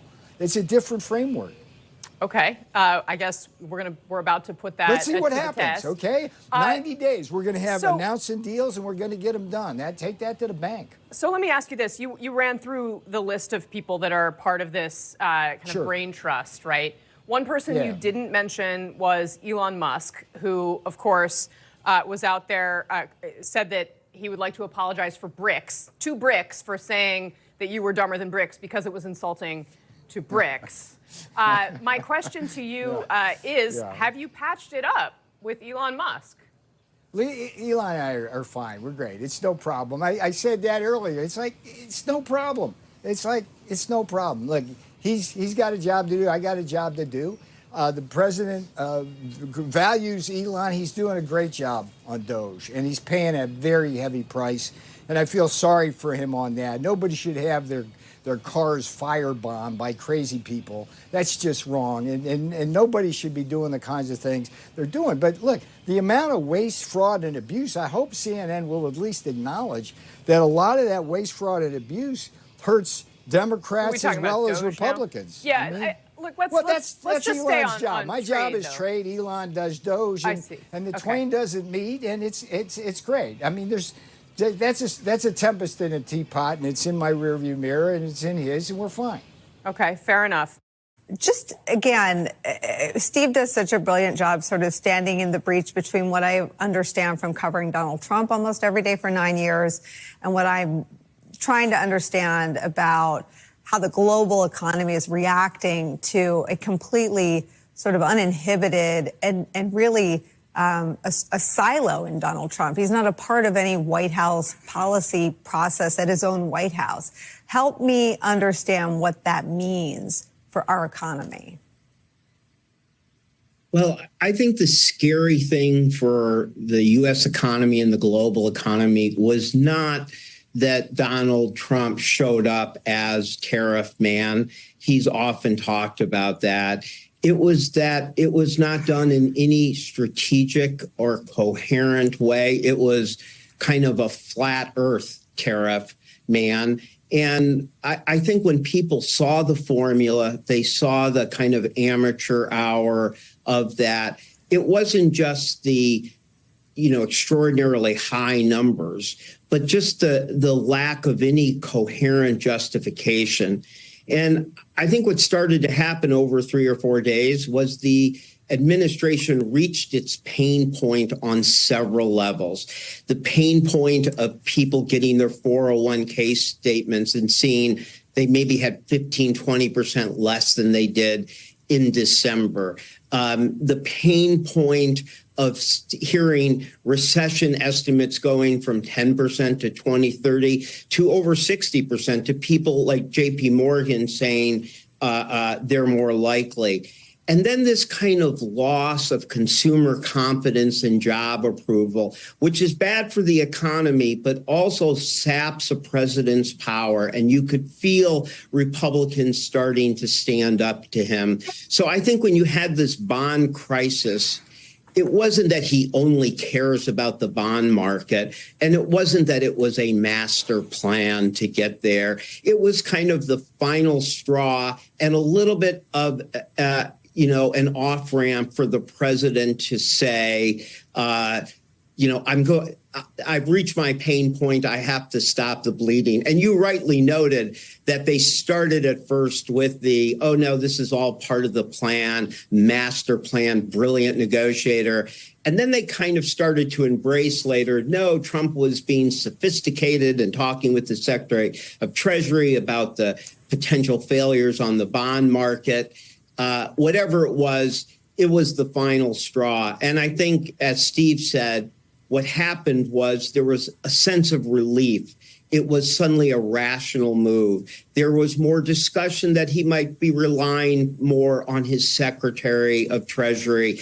And that all kind of gave the market, a sense of relief at first. And they overreacted yesterday. And they kind of woke up in the morning and realized that this level of tariff is still higher than we had all thought and analyzed over the campaign when we thought it would be 10% across the board and 60% for China. Now it's 10% across the board, 25% in sectors, and 145% for China. And Yale Budget Lab comes out and says, this could still cost the average family $2,700 to $4,700. And my last point, which really goes to what Steve says, but I want to put an exclamation up on it, is uncertainty. Uncertainty sounds like a vague term, but when you have uncertainty at every level in the economy, when it's consumers, who don't know what to do or what to buy or whether to go on vacation or build the kitchen. When it's small businesses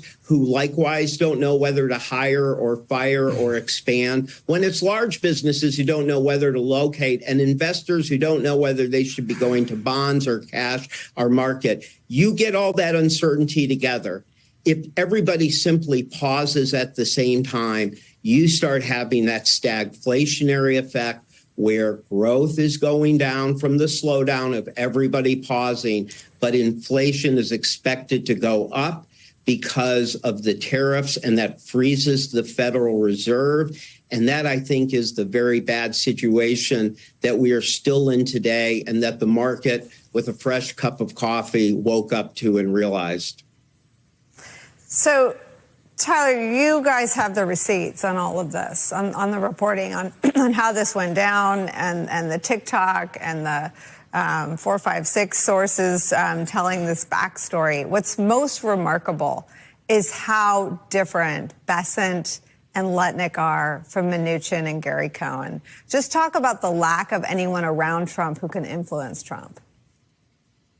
Yeah, I think that's what we saw play out over the last several weeks when the president announced he was going to go forward with this. And Nicole, I think it's important to note that it should be no surprise that the president wanted to instigate a trade war. He wanted to institute high tariffs across the board. He's talked extensively about this.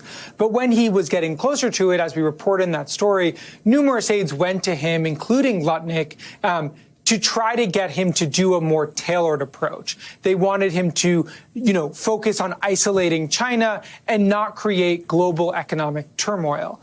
That clearly didn't work. And after he made that announcement on so-called Liberation Day, aides continued to try to get him to shape and shift the response somewhat. They were unsuccessful in doing so. And I think a key moment in this sort of reversal is on Sunday. Scott Bessent, the Treasury Secretary, goes on Meet the Press and then hops on a commercial flight and flies down to Florida to get a private audience with the president to make the case directly to him and talk about the path forward. One of the things that he made clear to the president in speaking his language was to, tout his deal-making abilities. He said to him, "You're a great negotiator. Focus on the negotiations, and that will give the market some stability and some certainty that there's a path out of this." One of the big things, as Gene was just talking about, is this uncertainty in the market because people don't know what Trump's long-term goal is. And I think one of the things we're seeing today is even though he's reversed on most of these reciprocal tariffs, it's only for a 90-day window. And a lot of these trade deals that these countries are interested in making with the president and the administration are very complicated. They don't happen overnight. They don't even happen over weeks. It takes months and months of negotiations. So I think there's some trepidation that this could all start over again in a matter of months because it's going to take some time for these trade deals to hammer out. But I think ultimately what we saw and what we know about President Trump is that the market is still a guardrail for him and his decision-making process. He has a higher appetite for risk when it comes to market losses than he did in his first term. But as we saw the market continue to spiral, particularly as it relates to the Treasury yields, he did decide to act. But it took a lot more time and a lot more persuasion from a lot more people than it would have 4 or 5, 6 years ago. Do you know who the White House hasn't mentioned caring about Tim O'Brien? The forgotten man and woman. Right. The average American consumer. Even though Bessent said on Monday, we don't care about Wall Street, we care about Main Street. Everything they've been doing actually hurts both groups. And at the top of the show, you had this note that when people asked how Trump would approach this, Trump said instinctively. That should strike terror, I think, into the hearts of citizens, observers, anyone watching this play out, because Donald Trump's instincts are predatory. They're not constructive. And predatory works on the campaign trail. Predatory works when you're in business deals. It doesn't work when you're a leader. We want leaders, regardless of ideology or party, to be constructive. And he's not constructive. He doesn't look for constructive solutions to complex problems. That bores him. What he looks for most of the time is either self-aggrandizement or self-preservation. And he's now opened this Pandora's box around tariffs that regardless of what they do in terms of drawing it down, and I suspect over the next 90 days that they might even try to soften the tariff rates even further and sort of allow him to back out of this without proving or demonstrating that he's caved. But we already have a real world example of what happens when a country does this, and it's Brexit. In 2016, the UK turned its back on the rest of Europe and said, we don't need to trade with you. We can go our own way politically and economically. And it did enormous lasting damage to the British economy that they're still living with. They don't have enough workers in hotels. They don't have enough workers in restaurants. Their trade balances are askew, and their economy has been anemic because of it. And the United States, through Donald Trump, has introduced Brexit times 1,000. Yeah. And it hurts the U.S.'s reputation globally. People want predictability. They want to be able to plan. People in the business community want to know that interest rates will be in a certain range, that investments will produce a certain return in order to keep going about their business. And consumers want the same kind of certainty. They want to know whether it makes sense to buy a car or a house or food or clothing.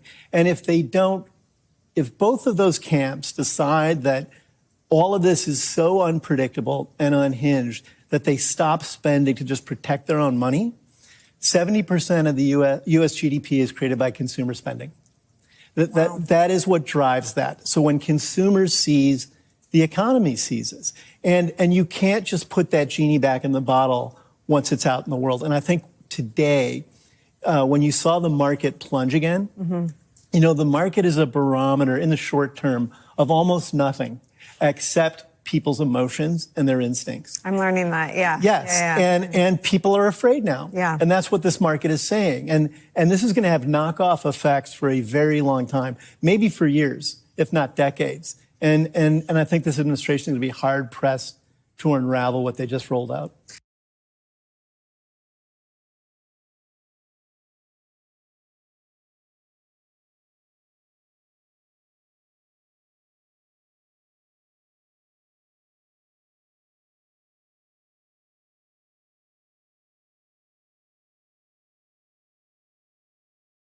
Mr. Horsford. Thank you, Chairman Smith, and to the ranking member. Mr. Trade Representative, are you aware that the tariffs have been paused? I am, yes. When were you made aware of that?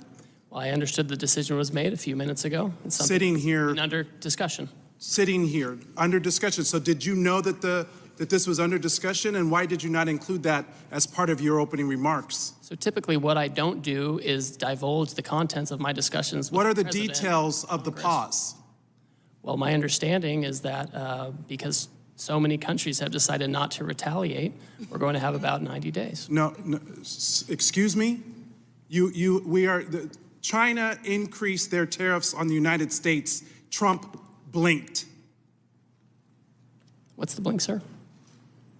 What do you know about this pause? What are the details of it?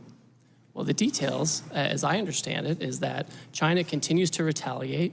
Other countries didn't retaliate. The president 2 or 3 days ago said we wanted to negotiate with those countries that asked for meetings. That's what we're doing. What are the details? How long is the pause? How many days? How many weeks? I understand it's 90 days. I haven't spoken to the president since I've been in this So the trade representative hasn't spoken to the president of the United States about a global reordering of trade. Yes, I have. I've just been in the hearing with you, sir. But yet he announced it on a tweet? WTF? Who's in charge? The president of the United States is in charge. And what do you know about those details? Well, as I mentioned, it looks like your boss just pulled the rug out from under you and paused the tariffs, the taxes on the American people. There's no strategy. You just found out 3 seconds ago, sitting here, we saw you. We've been discussing a variety of If you came here knowing that you were going to be turned off, that these tariffs were going to be turned off, why didn't you include that in your opening statement? Why didn't you reference that as part of your testimony? Well, I don't disclose my conversations with the president, sir. These were specific questions we asked you all along. What's the strategy? These are real consequences for the American people and small businesses. I had a group of small businesses in my office earlier today talking about the impacts of these tariffs on aluminum and steel. This is amateur hour, and it needs to stop. What does this even mean for your negotiating strategy? How are you in charge of negotiation if the president is tweeting about this from wherever the hell he is? The president was elected, and he runs the trade policy, and I advise him and execute his trade policy. Who executes the trade policy? I execute the trade policy. Did you know that this was happening? We have been discussing all kinds of And there's another options. member of the cabinet, Bessent, who just canceled coming to the Hill to avoid talking about the market because it's in turmoil. This in just days because there was no strategy, there was no plan. The president chose to take actions that he didn't even have the authority to take. He's put our economy in disarray and near collapse. We have small businesses and Americans who are concerned about their well-being, people's retirement, people's 529 accounts went down because of this administration. We have people that are planning to send their kids to college this fall.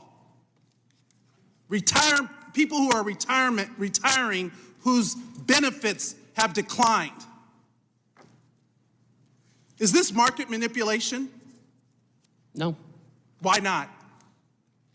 If it was a plan, if it was always the plan, how is this not market manipulation? It's not market manipulation, sir. Well, then what is it? Because it sure is not a strategy. We're trying to reset the global trade system. You're, It has offshored all of our factories. And what has that done? How have you done? How have you achieved any of that? But to enact enormous harm on the American people, which was our concern from the very beginning. Tariffs are a tool. It can be used in the appropriate way to protect U.S. jobs and small businesses. But that's not what this does. So if it's not market manipulation, what is it? Who's benefiting? What billionaire just got richer? And all the while, there are not even any Republicans left in this hearing. They all left because they don't even want to defend this. But meanwhile, the speaker is rushing to the floor to pass a budget reconciliation to screw America by passing the biggest tax cut in history on the backs of the American people? WTF? Who's in charge? Because it sure doesn't look like it's the trade representative. You just got the rug pulled out from under you.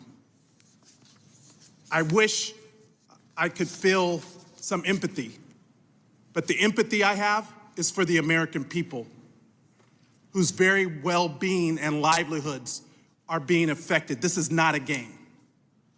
This is real life. I yield back. Mr. Swazi. Thank you, Mr. Chairman, Ambassador. Thanks for being here today. Thanks for your service. I saw that you were a missionary and you were a veteran and you had a big job at a law firm and now you're here serving the government. You helped negotiate the USMCA. Did you think the USMCA was a good deal for America? I think it was. There was a lot more we could have done and should have done. So why did the president come out after this year and say it was one of the worst deals we ever negotiated in the history of the country? I think it's frustrating that here we are 5 years later and steel imports from Mexico shot up, car imports from Mexico shot up. Well, you think it was a good deal, but he thinks it was a terrible deal. I mean, I feel like you're in a very bad position here. This whole idea that this president made this switcheroo on you while you were in the middle of testifying here today. I actually feel bad for you. No, but I really feel bad for the American people that are seeing these things happen. There's no plan. I mean, that's my big concern. I know there's goals. I want to see manufacturing brought back to America, or at least I want to see jobs that pay more money so we can rebuild our middle class in America. I'm for that. I'm for holding China accountable and holding our adversaries accountable. I'm for tariffs in select specific places. But right now, all we know is prices are going up, we're pissing off our allies, and the stock market went down dramatically. It's gone up dramatically today. The market manipulation question by Mr. Horsford is a very real concern that we're gonna have to dig into a little bit. Who's benefiting from these wild fluctuations down, wild fluctuation up? We're still way down. We need a plan to accomplish the objectives that I know that you genuinely believe in, which is to try and recreate the middle class here in the United States of America, that on my side of the aisle, we all believe in that. We have to recreate the middle class in America. Do you think we should increase the minimum wage in America? I think we need to create jobs that naturally have high wages. The minimum wage in 20 states is $7.25 an hour. Do you think we should increase the minimum wage? I mean, I think the states should be managing that kind of thing. I think we need better manufacturing jobs. 20 states, 30, 40, 50 20 states rely on the federal minimum wage. It's still $7.25 an hour. So you don't think we should increase it at the federal level? Well, you'll have to talk to the Secretary of Labor on that. Do you think we should have the PRO Act to promote unions in America? Because that will help to recreate the middle class. And I'd refer you to Secretary Chavez de Reamer. She's much better placed. Do you like the CHIPS Act that to reshore the manufacturing of semiconductors here in the United States of America, a national industrial policy where we invest in creating factories with high-skilled, high-wage jobs in America? Do you support the CHIPS Act? So notionally, I agree that we should have industrial policy to help with chips and other things, right? You know, whether the CHIPS Act was the perfect way to do it, I don't know. But so my big concern is that, you know, we want to do these things. You and I share the same goals, but there's no plan right now. As we saw, there's been devastation from this unilateral action by the president where he treats our allies and our strategic adversaries the same, with the exception of China. We know that China's, and I'm all for that. I actually have a bill that I sponsored to get rid of most favored trade nation for China. So, but why are we treating our allies? Why are we treating Japan and Korea and Australia, who have been our bulwarks against China in the Indo-Pacific? And Vietnam, even though they don't share our philosophy, they're sick of China as well. And we were building a relationship with them to help us be a bulwark against China. Why are we treating our allies in the Indo-Pacific, who are our main allies against China, the same as we're treating our adversaries? We aren't treating them the same. They have substantially lower tariffs than China. I know, but we just really kind of bombarded them. I mean, it's the same as USMCA. We negotiated a bipartisan trade agreement that everybody agreed upon, that the president praised as being the best deal ever, and now he pulls the rug, like he pulled the rug out from under you today. He pulled the rug out from under Canada and Mexico. I mean, it doesn't seem like there's no plan. Do you think that there's a plan, and can you share the plan with us? Certainly. Listen, I'm very confident in the president's policy. Goods that meet USMCA rules come in duty-free. So when the president comes out and he says, we're going to have a tariff to make sure we're treated the same, that we can get rid of these deficits, we have a baseline 10% to make sure that we don't have Swiss cheese in this program, and then we have higher tariffs on those who are the worst offenders. That's why you end up in the president put in place the president put in place these high tariffs, but today he just yanked them out.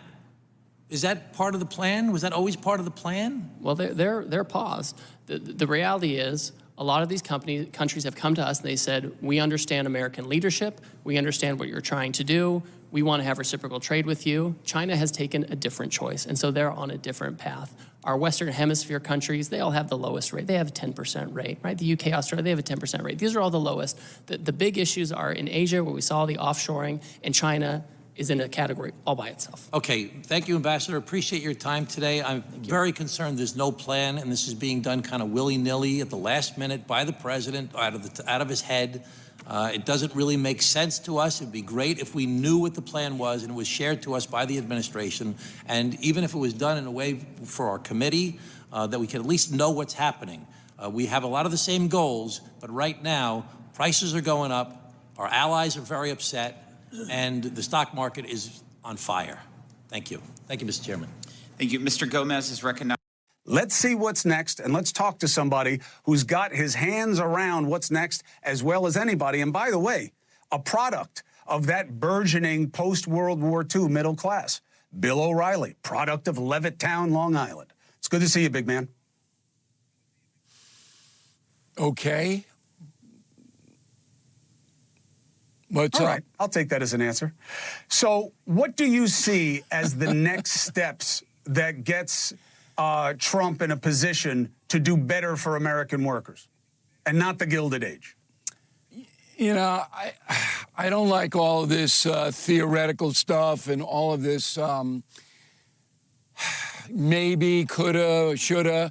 So I can tell you what the president's view is of the economy right now in America. That's what I can tell you. I can't tell you what he's going to do tomorrow. I don't know.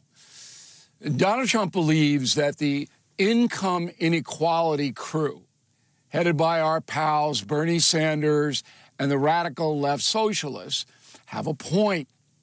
There is income inequality because the union manufacturing jobs that used to provide a pathway to people earning more money have largely declined. Well, in fact, they have declined to the tune of about 5 million of them.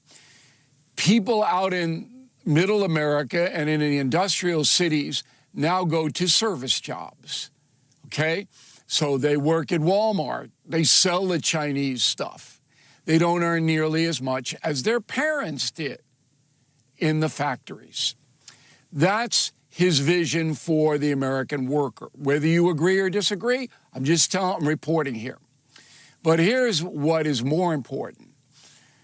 Donald Trump believes China is the biggest threat in the world.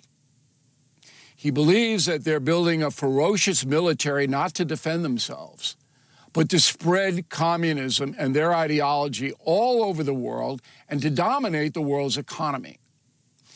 You can't fight them militarily because it's nuclear Armageddon. So what Trump has decided to do is strangle China economically, beat them in the industries. He wants to diminish their power. All right? Now, you want to jump in now, because then I'll explain how this strategy is unfolding. No, that's the key part, Bill, because you just heard what I said. I mean, the reason they have the advantage is because they've invested and we haven't. That doesn't even cross his mind. You might be right, but that's not in play. It's not in play. So what Trump has decided to do, and he decided this well before he was elected, is to shake up the world economy and charge an admission to sell your stuff in America, by far the most lucrative market in the world. That's a 10% tariff. Everybody's going to pay it. You want to get into Disneyland? Here it is. You got to pay 10. That's an admission fee. But the admission fee for China is going to be 1,000 times higher than everybody else in the world. China is going to pay until it stops the economic aggression. And the other reason is that $300 billion goes from the United States to China in dollars, Cuomo, not the yuan. Nobody wants that currency because the Chinese manipulate it. It's worth this on Tuesday, that on Thursday. Nobody wants it. Nobody's putting a yuan in their Swiss bank account. They're using the $300 billion trade surplus a year to fund their military machine, their war machine. That is ultra dangerous. Trump believes it. He's going to crush them economically, or at least bleed them until they come to the table and make better deals. There you go. But why would they come to the table? What's the theory? Because their economy is going to collapse without the U.S. market. China by far sells more of everything here than the rest of the world combined. Who's going to buy their stuff? Putin? Nobody wants rubles. Who's going to buy their stuff? No one. This is it here. You shut this market off for China, you got 1.5 billion people, none of whom have any assets because that's communism. All right?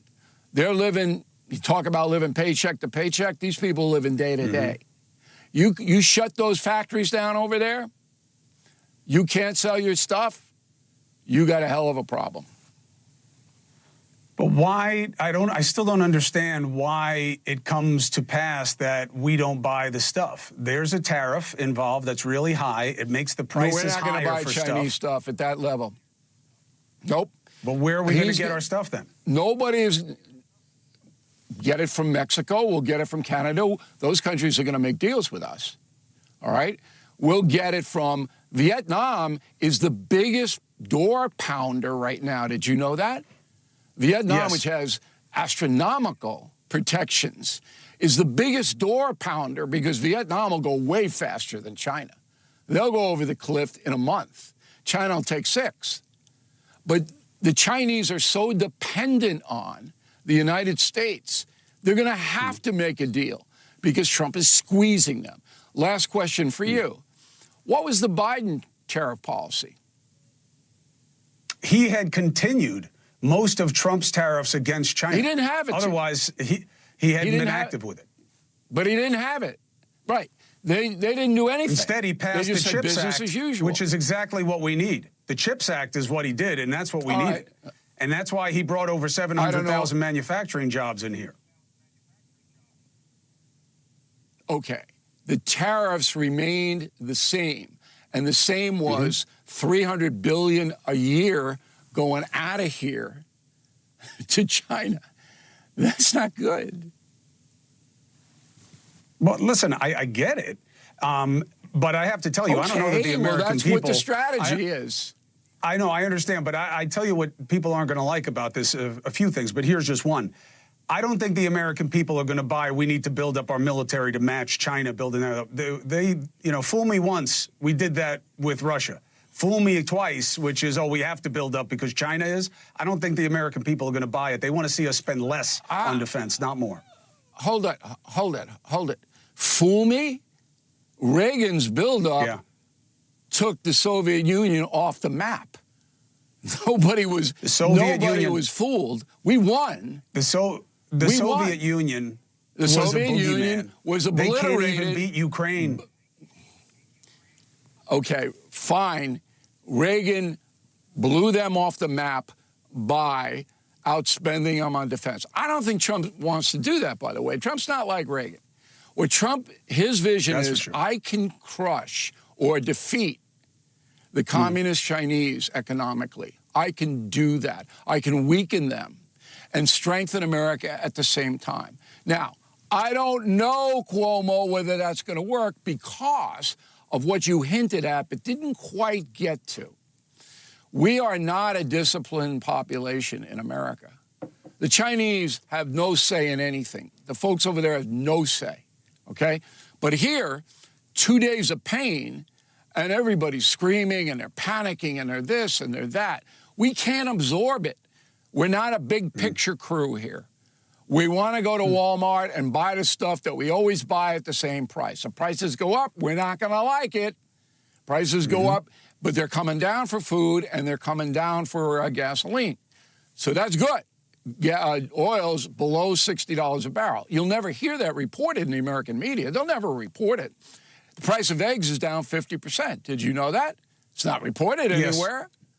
But anyway, that's Trump's vision, which I laid out on News Nation, and you're not going to hear it anywhere else. But that's what he's trying to do.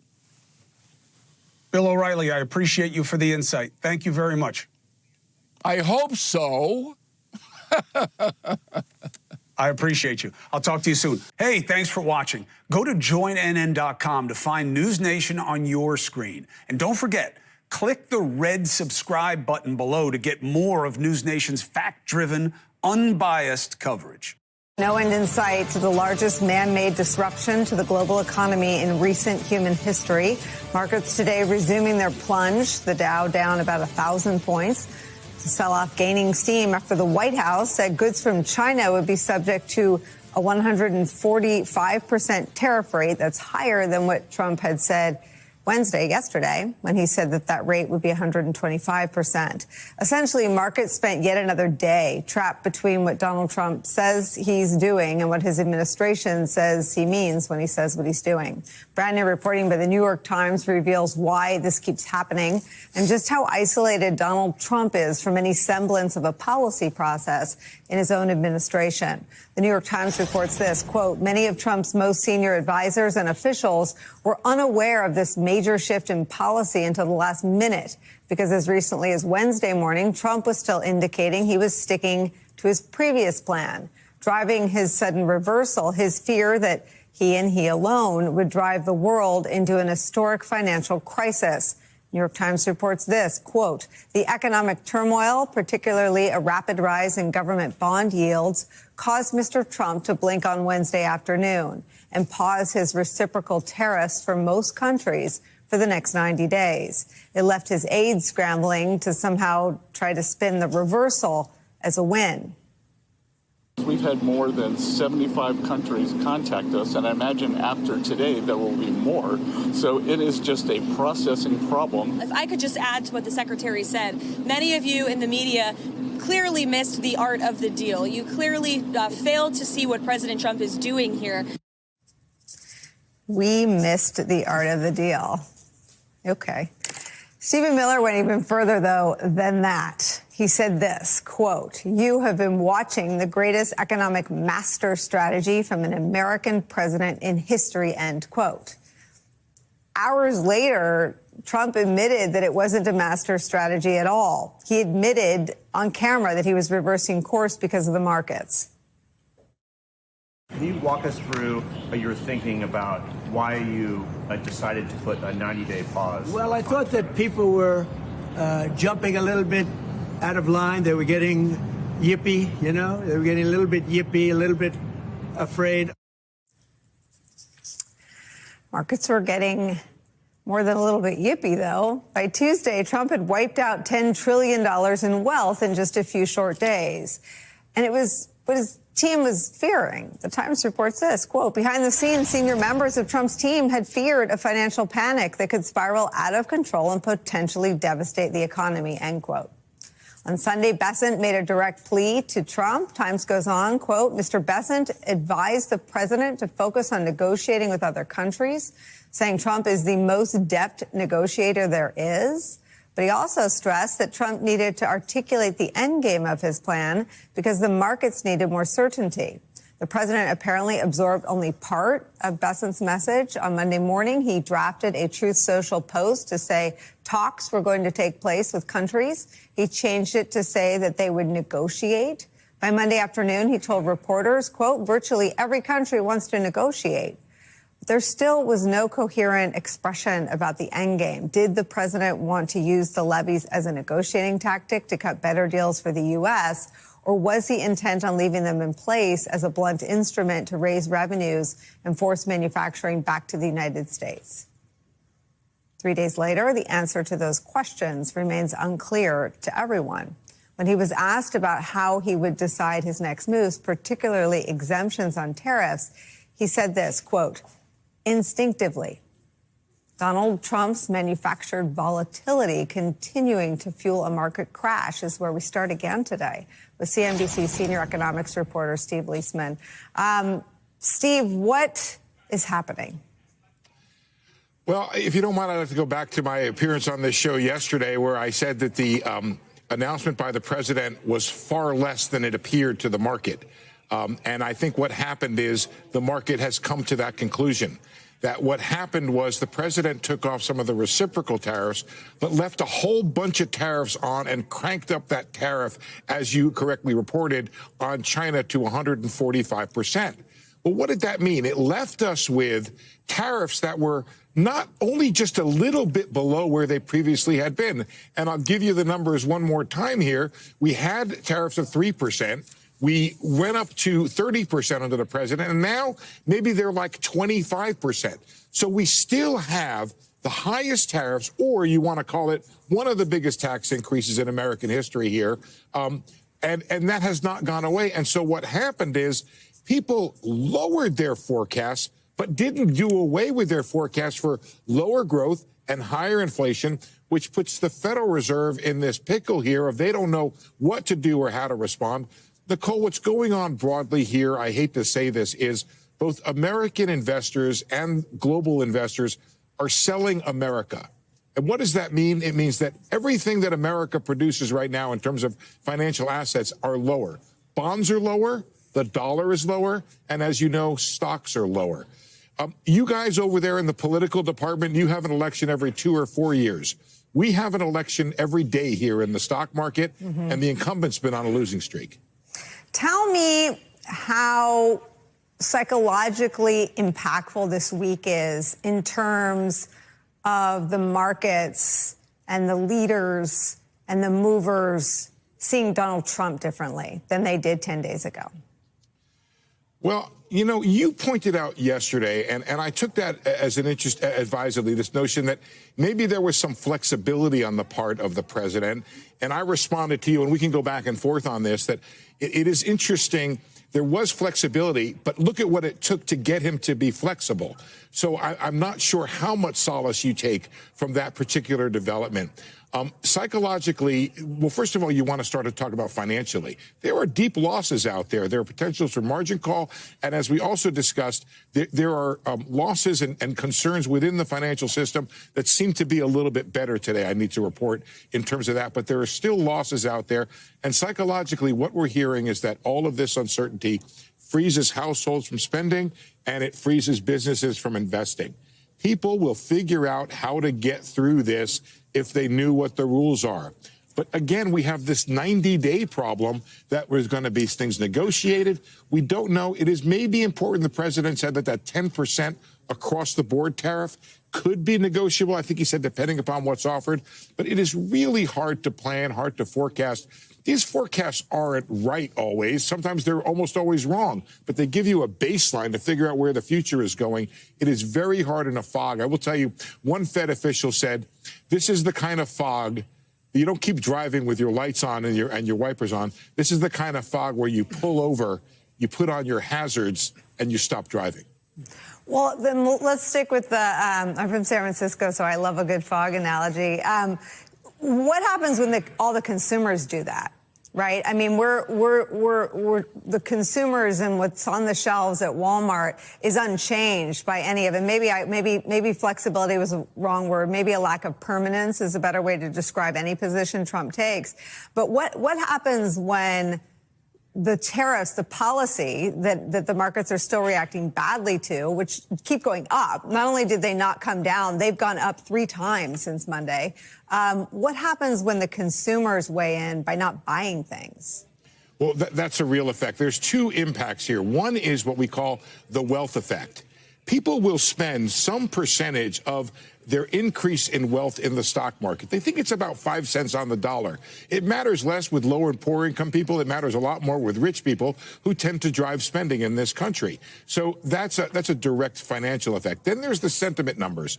The sentiment numbers can lead to declines in spending, but people can also look through it. Look, we should also count some of the things we have going for us. Still relatively low unemployment. You still have decent incomes, and those incomes over the past year have been rising faster than the inflation rate. We got a good inflation report this morning. We've had relatively good growth over the past several quarters. So we go into this turmoil in reasonably good shape. Consumers have the ability to keep spending if they want to keep spending. The trouble is when they get nervous about their jobs, if they think they're going to lose their jobs, they may stop spending, they may stop extending out on credit and those sorts of things. So the psychological effect can have a real economic effect or financial effect. NBC News sued for defamation and about to go to trial on April 22nd, just settled a $30 million case against it brought by an OBGYN named Dr. Mahendra Amin. So here's what happened. Only Fox News is covering it. Nobody else wants to cover this story. Well, maybe I should just show you the soundbite first. Rachel Maddow covered it. Nicole Wallace covered it. Chris Hayes covered it. MSNBC.com covered it. And they all covered it basically the same way, which is why they got sued. And they were all expected to be called at trial as witnesses. Here's a sample of Rachel Maddow's coverage about this doctor who was the subject of a report aired ubiquitously over there about him allegedly performing unnecessary hysterectomies at immigration and customs enforcement centers, at an ICE detention center. Watch. I thought this was like an experimental concentration camp. It was like they're experimenting with our bodies. The nurse who contributed to this whistleblower complaint explains it like this, quote, everybody this doctor sees has a hysterectomy, just about everybody. He's even taken out the wrong ovary on one detained immigrant woman. She was supposed to get her left ovary removed because it had a cyst on the left ovary. He took out the right one. She was upset. She had to go back to take out the left, and she wound up with a total hysterectomy. She still wanted children. So she has to go back home now and tell her husband that she can't bear kids. She said she was not all the way out under anesthesia and heard the doctor tell the nurse that he took out the wrong ovary. The nurse says she and her fellow nurses, quote, questioned among ourselves, like, goodness, he's taking everybody's stuff out. That's his specialty. He's the uterus collector. She says, quote, I know that's ugly. Is he collecting these things or something? Everybody he sees, he's taking all their uteruses out or he's taking their tubes out. What in the world? I should tell you that these allegations from this whistleblower are not isolated complaints. NBC News has spoken to 4 different lawyers who represent women who were detained in that federal facility in Georgia who are making similar claims. Also swept up in the litigation, NBC News reporter Jacob Soboroff and Julia Ainsley, as well as MSNBC producer Dennis Horgan, Senior Director of Standards and Practices Mary Lockhart, and Deputy Head of Standards and Practices Chris Scholl, and others, by the way. So what the judge found in allowing the case to go forward, to go to trial against NBC, Judge Lisa Godby Wood of the Southern District of Georgia, ruled that a jury, under the facts alleged here, could find that NBC and its employees acted with actual malice, which is the standard that was going to apply here, and said as follows, quote, NBC investigated this alleged whistleblower, like some whistleblower came out and said, he's doing this. NBC investigated the whistleblower letter's accusations. That investigation did not corroborate the accusations and even undermined some of them. NBC republished the letter's accusations anyway, Judge Wood wrote in a 108-page summary. And this doctor who was portrayed as evil and disgusting, harming immigrant women there without their consent and just as some sort of like Dr. Mengele type, is, in fact, they say, according to his lawyers, a dedicated physician who dedicated his entire career to serving underserved communities, and the NBC behaved recklessly trying to paint him as evil. So what happened was they first put it in an NBC News article in September 2020, citing this alleged whistleblower's claim. And then MSNBC quickly jumped on board. That was too good for them to resist, Sue, with Nicole Wallace, Chris Hayes, Rachel Maddow, all running with the, quote, uterus collector label for this guy. He filed a lawsuit against the parent company, NBC Universal, alleging that he's been portrayed falsely. And now on the eve of trial, they settled a $30 million suit. We don't know yet we may never, what the settlement was for, but I bet it was a big number with all those stars about to get dragged into court and answer for their investigatory processes before they slap a report like that, which is obviously defamatory, on the air. Yeah. What do you make of it? Especially when you have some behind-the-scenes investigation that doesn't corroborate it. I mean, I think there's real questions as to whether you should even cover an accusation like that when it's just an accusation and there's no other evidence corroborating it. I mean, just saying that about a person, and the left loves to do this. The media does it all the time, where they'll just, well, this person said it. All we're doing is reporting what they said. Well, as a journalistic institution, it's kind of your job to have a little bit more. You might not be able to go through it in full investigation. You don't have to necessarily hit some legal standard to report the claim, but you should have some idea whether you think it's true or not. And unfortunately, I think the filter they run it by is, do we want this to be true? Yeah. That's the beginning and the end of their investigation in a lot of these claims. And the fact that they did, or at least allegedly did, an investigation that didn't corroborate it, made it seem like it wasn't true, and still aired it, is absolute, I think, hitting that standard of malice. I mean, that is completely beyond the pale. A lot of times I hear stuff, I'm sure you do, Megan, as well. Callers call us. We get, email tips. People that I know who work in the government will tell me things that are really salacious or really support my viewpoint, my priors as I walk into a situation. And that is when I'm on my highest level of guard. Because of course I want something to be true. And when I know I want it to be true, I raise the standard even higher to make sure I'm not just reporting junk, because human beings are vulnerable to that type of thing. It seems like all of these organizations are living by a totally different standard, and they just financially paid for that standard.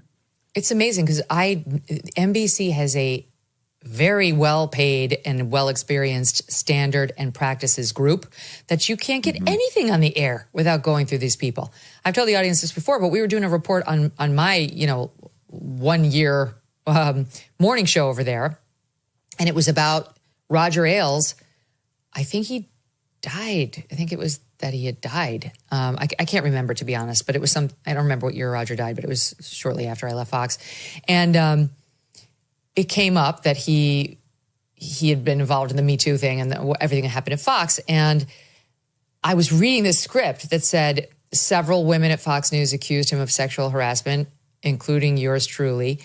And then we moved on. And they wanted me to insert, he denied all claims, including my own. And I was like, I'm not going to read that. Like, I realize, why don't you just have somebody else do it then? Like, I'm not reading that. I know what happened. I wrote a whole book about it. It's ridiculous. The Murdochs, and they were like, you will read it because it's what's fair to him. And they weren't wrong. It was just, I was so freshly off of that whole thing. I was like, I'm not doing that. I think I wound up reading and he denied it, which was a false denial because it happened. Something I can't remember what I said, but I remember sort of stealing the last word on it. I only tell that story to reiterate that they're tough. They're generally tough over there about maintaining some semblance of fairness, especially on dicey legal matters, like a whistleblower coming out and saying something that is very clearly defamatory, if not true, very clearly defamatory, if not true. So I think you're exactly right. This was too good. It's like they're hurting immigrants. They're stealing uteri. And this guy, rather than seeing him, it's kind of like what happened to CNN. We had on that plaintiff, the guy who got defamed by CNN, who was overseas in Afghanistan trying to help people get out.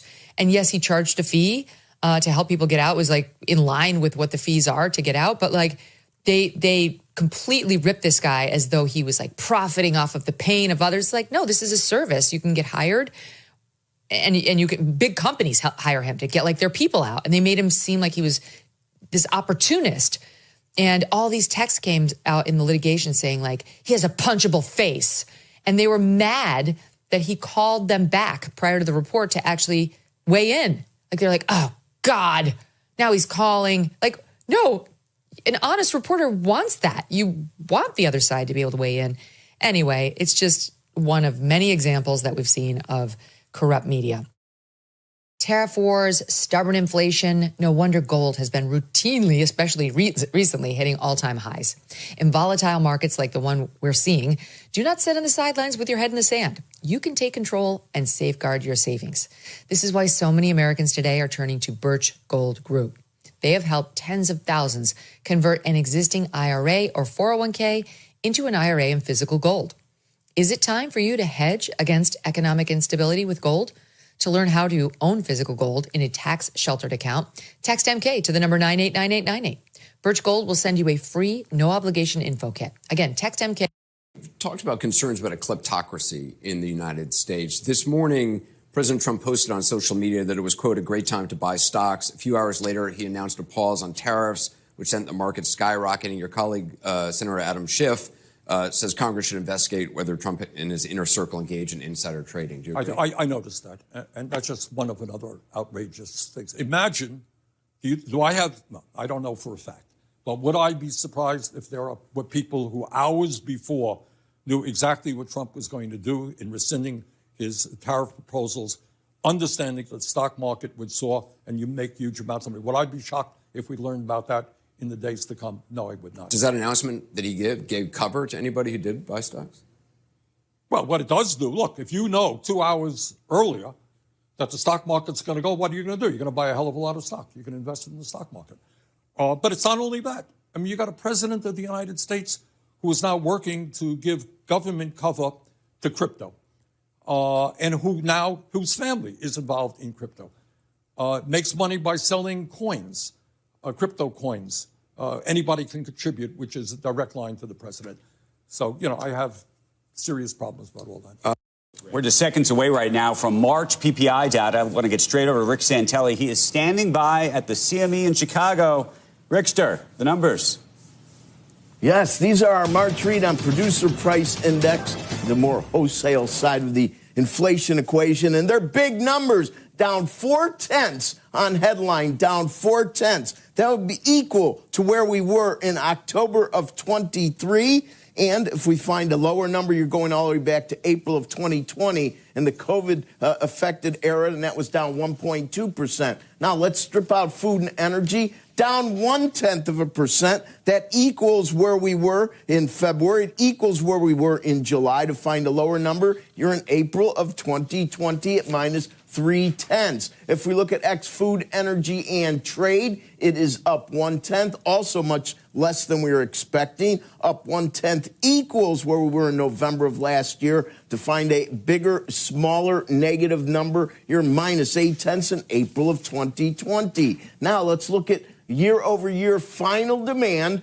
2.7, well below our expectations of 3.3, well below 3.2 in the rearview mirror. To find a lower number, you're in September of last year. So we see that this metric had been moving up. Now it's moving back down. If we look at food and energy from a year-over-year perspective, 3.3, less than 3.4 in the rearview mirror, less than 3.6 expected. That equals September of last year. To find a lower number, you're in August of last year at 2.8. And drum roll, please, the last metric of this PPI data series, year-over-year, ex-food, ex-energy, ex-trade, 3.4, the only metric higher than we were expecting by 0.1, higher than the rearview mirror by 0.1. 3.4 equals where we were in January. To find a higher number, you're in Dec of last year at 3.5. Late revisions coming in on headline. Last month's 0 on the final demand headline now moves to a positive 0.1, and it's now minus 0.4. That means the net change is 0.5% lower, and on the ex-food and energy month over month, minus 0.1 becomes positive 0.1. So the net change is down 0.2 because the current number is down 0.1. Maybe the biggest thing that should jump out at anybody is that last week, a 2-year note yield closed, get this, at 366, it's at 383. A 10-year closed at 4% last week. It's at 442, up 42 basis points. Think about the ramification. We're at 60 on the 2-10 spread. Now, everybody's hair is on fire for all the uncertainty. I understand it. Hearing all the guests say this is the biggest move they've ever seen in treasuries and whatever. Well, that's because we had thin markets and very thin hours where we had extremes. Then the market comes into our own time zone. You populate that with much more trading. Here's the only thing that I look at. I like to keep it simple, folks, and let's keep the emotions down. The high yield close for the year in 2s, okay, that was at 438 on the 13th of January. So that, we could see, has a flight to quality, flight to safety feature built in, maybe a Fed component built in. Now, let's go up the curve. On the 14th of January, a 10-year closed at 479. A 30-year closed at 498. Those closing yields are above where we're at now. So if the world is so bad and treasuries are expressing everything's on fire, why can't we get a higher yield close on the year versus where we were in January? Those are numbers we should pay attention to. Back to you. We heard from again with zero due process. None. Now, to my mind and the minds of, I think, many legal observers, the answer to that question has always been flatly no. If the Constitution protects against anything, it protects against that. But it has been a matter of whether or not this 6-3 conservative Supreme Court would acknowledge that reality. Turning now to the latest on the global trade war. China retaliating again overnight. The stock market wiping out many of the week's earlier gains yesterday with the total U.S. tariff on Chinese goods now 140. All right, now to a Fox News alert. Trade extensions, or tensions, I should say, trade tensions escalating overnight as Beijing announces a 125% tariff on U.S. imports. That's up from 84%. After the White House says tariffs on China are now at 145%. So meanwhile, President Trump says he's very close to his first deal. If you aren't able to reach the deals that you want to see at the end of the 90 days, will you put those higher tariffs in place, or will you extend? Well, that's what would happen. I mean, if we can't make the deal that we want to make, or we have to make, or that's good for both parties. It's got to be good for both parties, and then we go back to where we were. Go back to the numbers that you announced last week. I think so. Wouldn't extend the pause. Yeah, we'll have to see what happens. Well, here to explain what those next 90 days will be like is U.S. Trade Representative Jameson Greer. Jameson, first off, your take on what we woke up to today, upping the retaliatory tariffs on America to over 100%. Your reaction? Well, good morning. I would say that the Chinese reaction this morning is not terribly surprising, but certainly unfortunate. No one else has retaliated against these reciprocal tariffs yet. China got out ahead and decided to do it, and that's why they're in a different category than the rest at this point. Jameson, I know you've already talked to some countries and you're planning on talking to some today. Can you tell our audience which ones? Certainly. In fact, right after I'm done with this TV spot, I'm going to be speaking with my counterpart in Israel.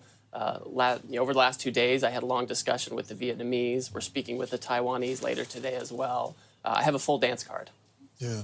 So I guess, Representative, a lot of questions, the big question on Americans' mind, they're on board when it comes to knowing that China is a threat and they steal a lot of stuff from us.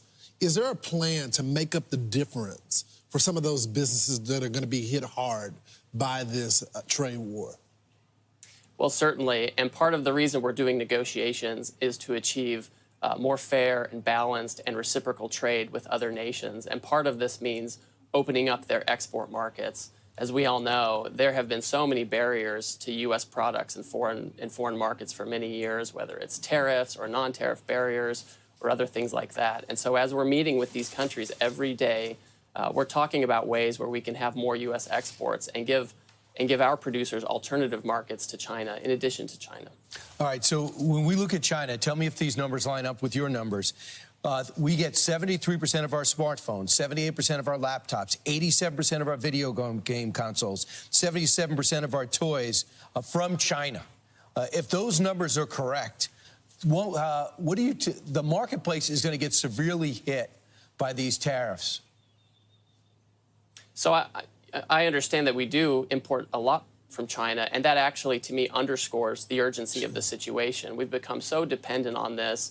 That being said, many of our large companies dealing in hardware and consumer electronics have been diversifying over the past few years to Vietnam, to India, to Mexico, to Korea, to elsewhere. And those are the kind of trends we need to see to help diversify that production so that can help out American consumers and American companies. But in the meantime, they say it's going to cost the American household $4,800. What do you say to those households? Well, first of all, I would say with respect to those projections, a lot of those are Wall Street analysts who have a lot to lose themselves. In the first term, we put a lot of tariffs on China, and we saw similar predictions. Those ended up being wrong. Inflation went down. I think the economic fundamentals of our country are still very, very good. And while there may be an adjustment, I think we're going to be on a good path, and I don't think we're going to see that level of increase in household expenses. Yeah, I know a lot of countries are still at 10%. So many of those products maybe we can buy from other countries. What do the next 90 days look like? Sure, I'm happy to give you some detail on this. So my office, the Office of the U.S. Trade Representative, I have hundreds of people. They're split up according to regional areas, and they're working around the clock with their counterparts at the staff level. And there are pieces of paper going back and forth as countries come in and make suggestions about what they can do to have more reciprocal trade with with us. And we're looking at those, we're reviewing those, we're communicating with them and giving them ideas so we can get to a point where the president can close these deals. He can negotiate, and if there's a deal that's good, he can consider taking it, and if not, then he'll have the tariff. But that's what we're doing over the next 90 days. We've been doing it for weeks, and we're doing it today, and we'll just keep doing it. Mr. Representative, the president has said, keep calm, don't get yippy. You seem like a calm guy yourself, but what do you tell the American people that are on your side, on the president's side, but they are a little scared because they see everything in their house and they look at the label and it says made in China? Yes, there's a story from a couple of years ago. One of my kids one day looked at me and said, "Dad, why does everything say made in China? They must be so busy over there."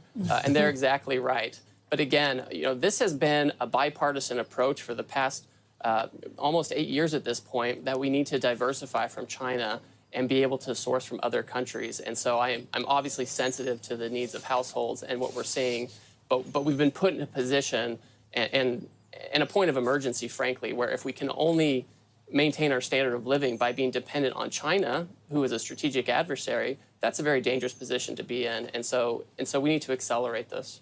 What did you learn from the phase one deal last time, which they didn't keep to, and it wasn't enforced? Does that make you worry about cutting any deal with China in the long run? Well, my sense is that the Chinese are pragmatic. I learned to have a deep respect for them. They're very serious.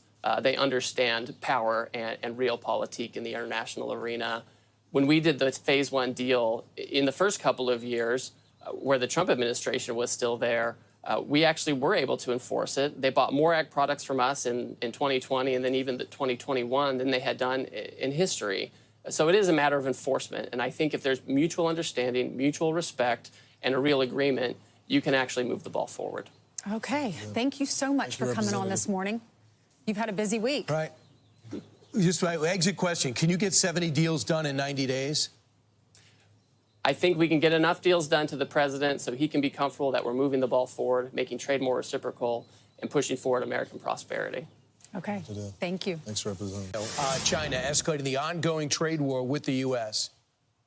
Overnight, Beijing announcing a 125% tariff on U.S. imports. This is up from 84% duty that China announced on Wednesday. So this has the White House clarified yesterday that the 20% fentanyl tariff will remain in effect, bringing the total tariff on China to 145%. Yeah, we did some bad math early, but now this is the total. China's finance ministry responding, saying, quote, even if the U.S. continues to impose higher tariffs, it will no longer make economic sense and will become a joke in the history of world economy. All right, President Xi also saying today his country is not afraid. Their new 125% tariff rate on U.S. Goods kicks in tomorrow, and here we go. So no one's backing off. Nope. But the thing that obviously it's going to affect us. Got it. But when you realize how much China is hurting internally, their marketing, their housing market has collapsed. The stimulus money that they put in has not been effective. They have a youth unemployment rate where kids are going from college and they just don't want to work, not opportunities available, to the point where they're going back to the colleges saying, if your students, your graduates don't get jobs, we're coming after you. That's how desperate they are. And most of what they need now, since they're great at producing things, but they need us to consume their things. And if the prices become too high, America naturally will start giving the Heisman to Chinese goods. I think this has become the national security issue of our time as well, Brian. They hack us like crazy. They steal like crazy. They knock off our products all the time. And you really can't compete at the end of the day with slave labor. We outlawed in this country for a reason, and now we essentially buy the products from a different country that does the same thing. Right. We get a lot of computers, a lot of phones, a lot of toys from China. But the president says he's optimistic. This was good news. He said, we're very close to doing one of these trade deals. Listen. So how close are you to the first country coming to actually make a deal with the United States over tariffs? Is it days, months? Well, I think it's very close, but, we have to have a deal that we like. We don't want a deal that's going to be a bad deal, or I could make every deal in one day if I wanted to. I could do this all in one day. I could just say, here's what we'll do. And I was saying to the people before, to Scott, mostly to Scott and Howard, and some of the other people that work with us on the negotiations. You wouldn't extend the pause? Yeah. We'll have to see what happens at that time. And they're saying a lot of things they're coming after it. Their foreign minister, the Chinese foreign minister, says the U.S. is in defiance of global criticism, pitching itself against the rest of the world. Intimidation, threats, and blackmail are not the right way to engage China. Now, people have said that President Xi has come to power, held power, consolidated power, because he's known as a tough guy. Right. So that's his whole persona. I know it comes down to schoolyard politics, and we usually use that, keep that in the Middle East, but we're seeing that now. So if you want to keep your population in check, you make him think that you're in control, what he says goes, and you're going to stand up to the behemoths, which is the U.S., which makes me think they're not going to take a step back, because that is their persona right now around the globe. But people are going to suffer. And I love the way that the president talks about this. He always says, look, I got to be tough with China. I have to, but me and the president are friends. He's a tough negotiator. I got to do what's best for my people. He's going to try to do what's best for his people. But all I want is fairness. I don't want to get into a war with China. I just want what's fair to the United States, and what's fair for China as well. Right. I don't think most Americans knew the deficit was so No. big between the two countries, and that's what he's saying. We're going to stop paying y'all so much money until you start paying us just as much. We have Jameson Greer, the U.S. Trade Representative. You've seen him on Huge TV. guest. Yeah, he's big. He's going to be on at 7:30. He's the one that's been in front of the Senate and the House talking about all Very this. smart. And the cabinet met yesterday, and the cabinet members started to share their latest developments. It goes hand in hand with what you saw yesterday at the diner. Everyone was saying, I love that President Trump's doing this and this and this. And if you don't remember everything that he's done over the last 100+ days, here you go. Within the next 24 hours, you're going to be seeing another huge arrest on a Tesla dealership, President. And that person will be looking at least 20 years in prison with no negotiations. For the second month in a row, you have broken the record in the history of the nation for the lowest number of encounters at the border. We anticipate savings in FY26 from reduction of waste and fraud by $150 billion.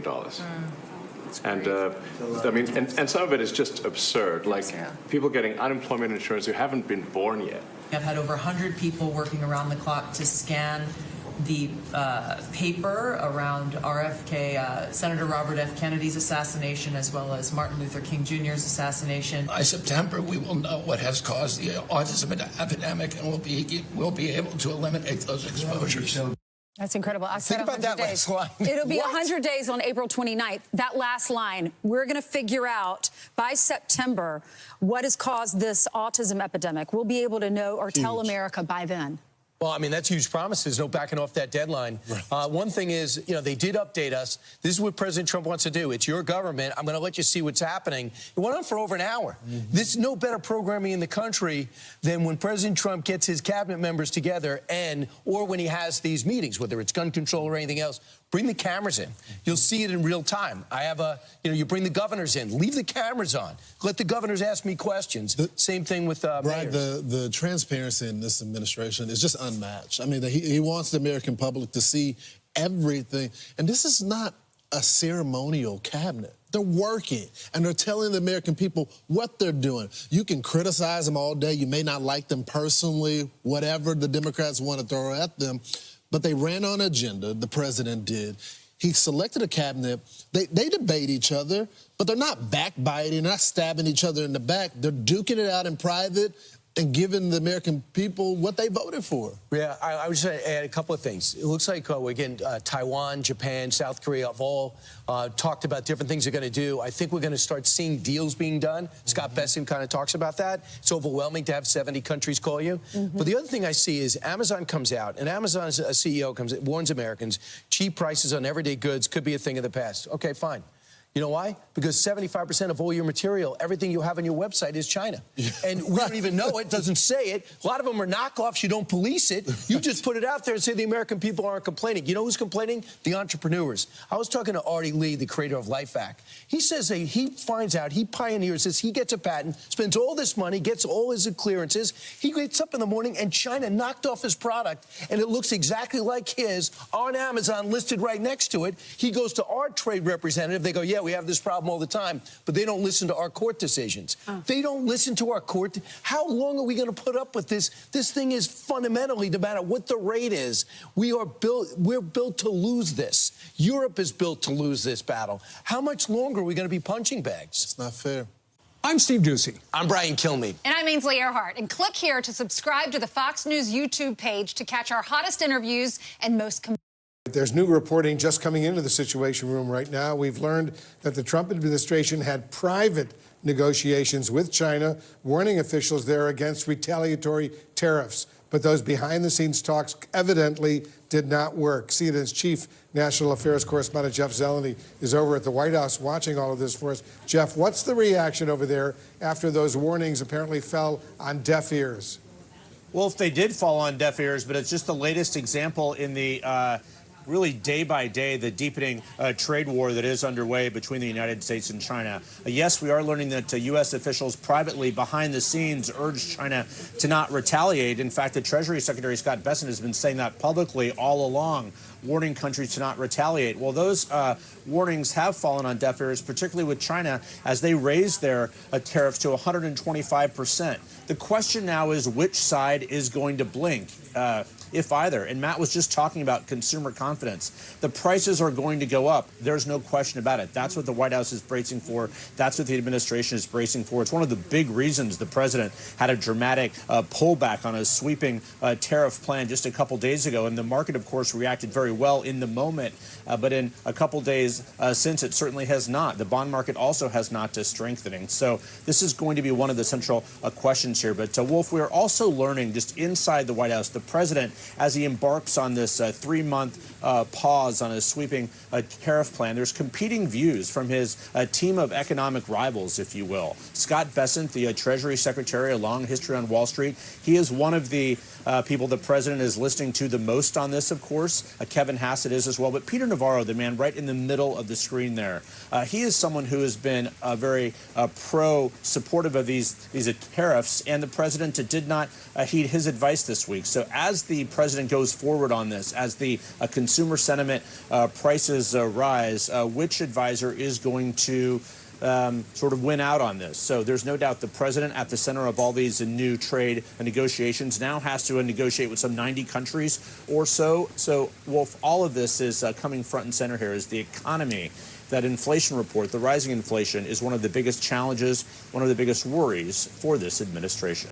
I do want to bring in CNN's Kylie Atwood. She has some new reporting on how President Trump in the U.S., the Chinese president, Xi Jinping, have interacted, and I guess the best way to say it, have not interacted, Kylie, since this trade war began. And you have some great new reporting on why that is.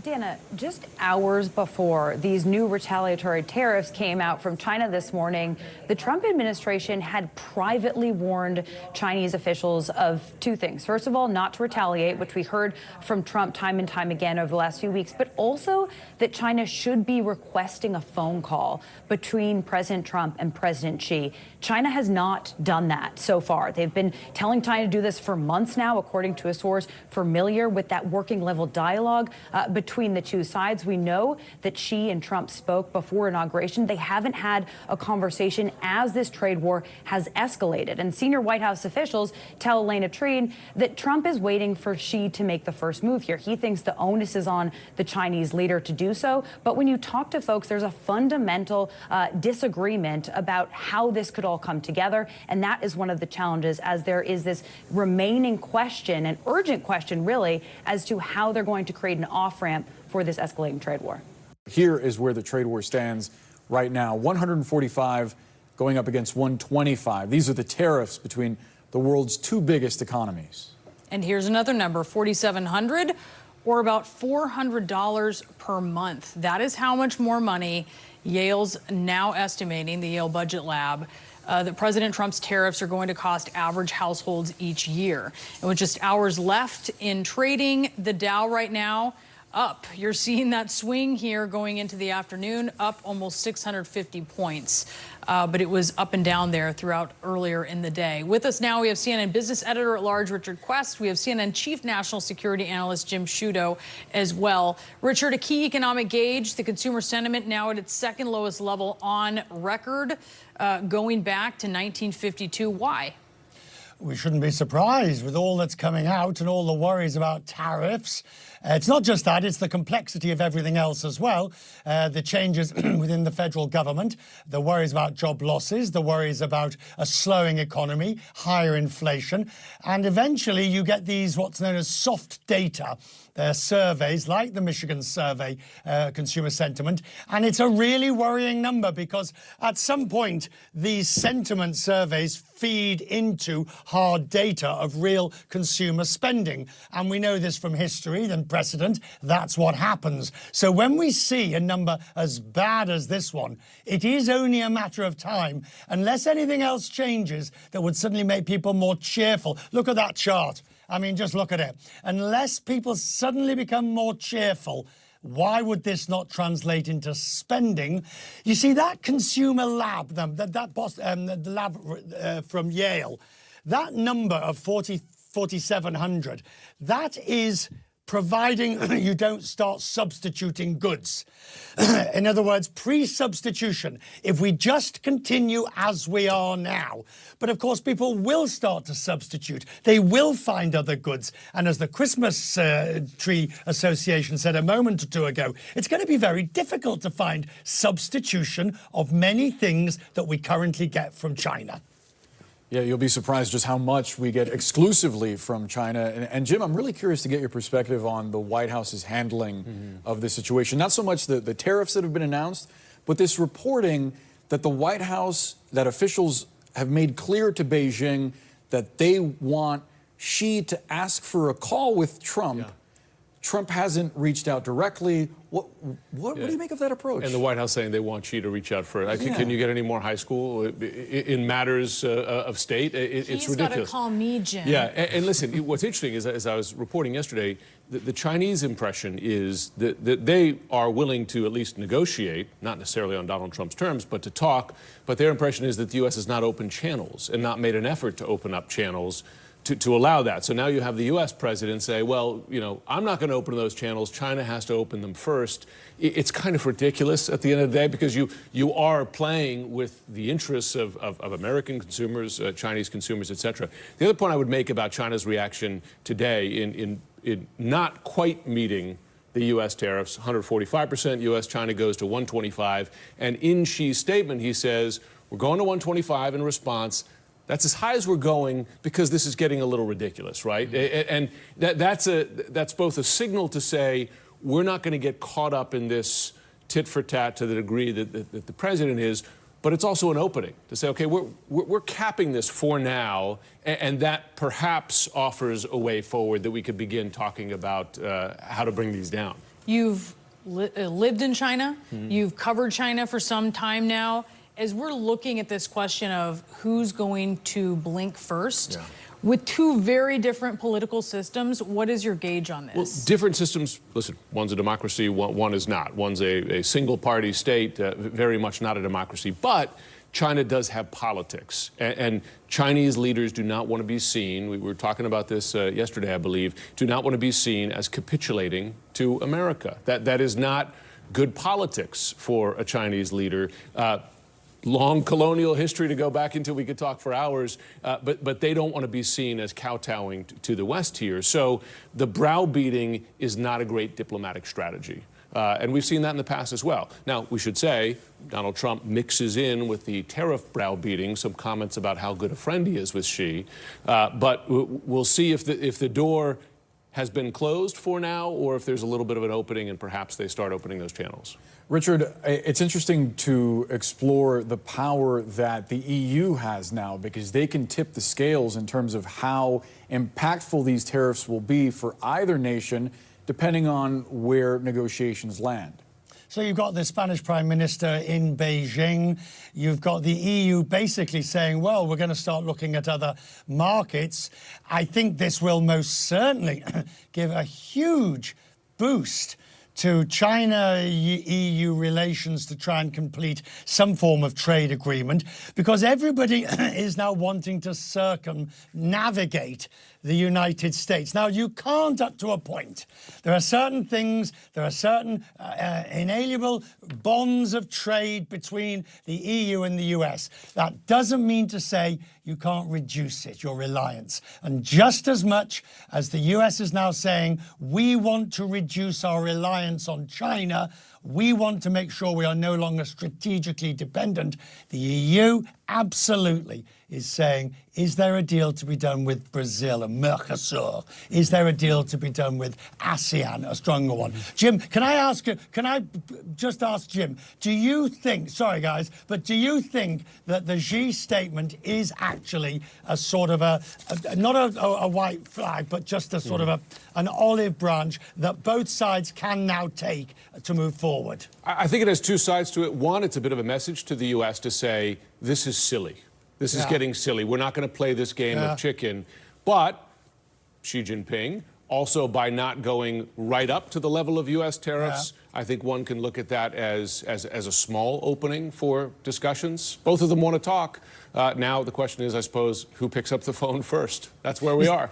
You see, Boris, Brianna, that's what happens when you get two anchors who are also your guests. We'll just hijack the whole thing. He did it, by the way, just so you know. I only answered. No objections here over who calls who first or who asks what question. It's a fun conversation, and we appreciate it. Richard Quest, Jim Sciutto, thank you both. Have you seen this tweet from the Chinese Foreign Ministry? That's the official account of the Ministry of Foreign Affairs of China, sharing a quote from the former Chinese dictator Mao Zedong during the Korean War, the last time the U.S. and China were shooting at each other. And the message was, China will not yield to the U.S. That's an important signal as to how China sees the current trade war with the U.S., and that is the Chinese leaders do not want to be bullied by the U.S. president, and crucially, they don't want the Chinese people to see them being bullied by the U.S. president. That said, I'm told that Chinese leaders are open to negotiations with the U.S., but at this point, they don't see the channels open for those negotiations, and it's their perception the U.S. is not making an effort to open those channels. This is one more crucial point, that if and when negotiations happen, Xi Jinping is not going to meet Donald Trump, I'm told, at the very beginning of those negotiations. They want the agreements worked out first. They do not want a Zelensky in the Oval Office moment. Disrespectful to the country. Where the Chinese leader would be surprised or embarrassed. And that's key as we wait for any movement here in this trade war between the world's two economic superpowers. Just hours after President Trump called China's leader Xi Jinping a friend, China is calling President Trump's policies a joke and retaliating again. Chinese tariffs on U.S. goods are now at 125%. U.S. tariffs on Chinese goods are 145%, meaning American consumers and businesses are likely in for more pain. Yale's Budget Lab is estimating that Trump's tariffs are going to cost, at the average household, $4,700 extra a year. Let's bring in Douglas Holtz-Eakin. He was the chief economist for the White House Council of Economic Advisors under President George W. Bush. He's also the president of the American Action Forum. Doug, always great to see you.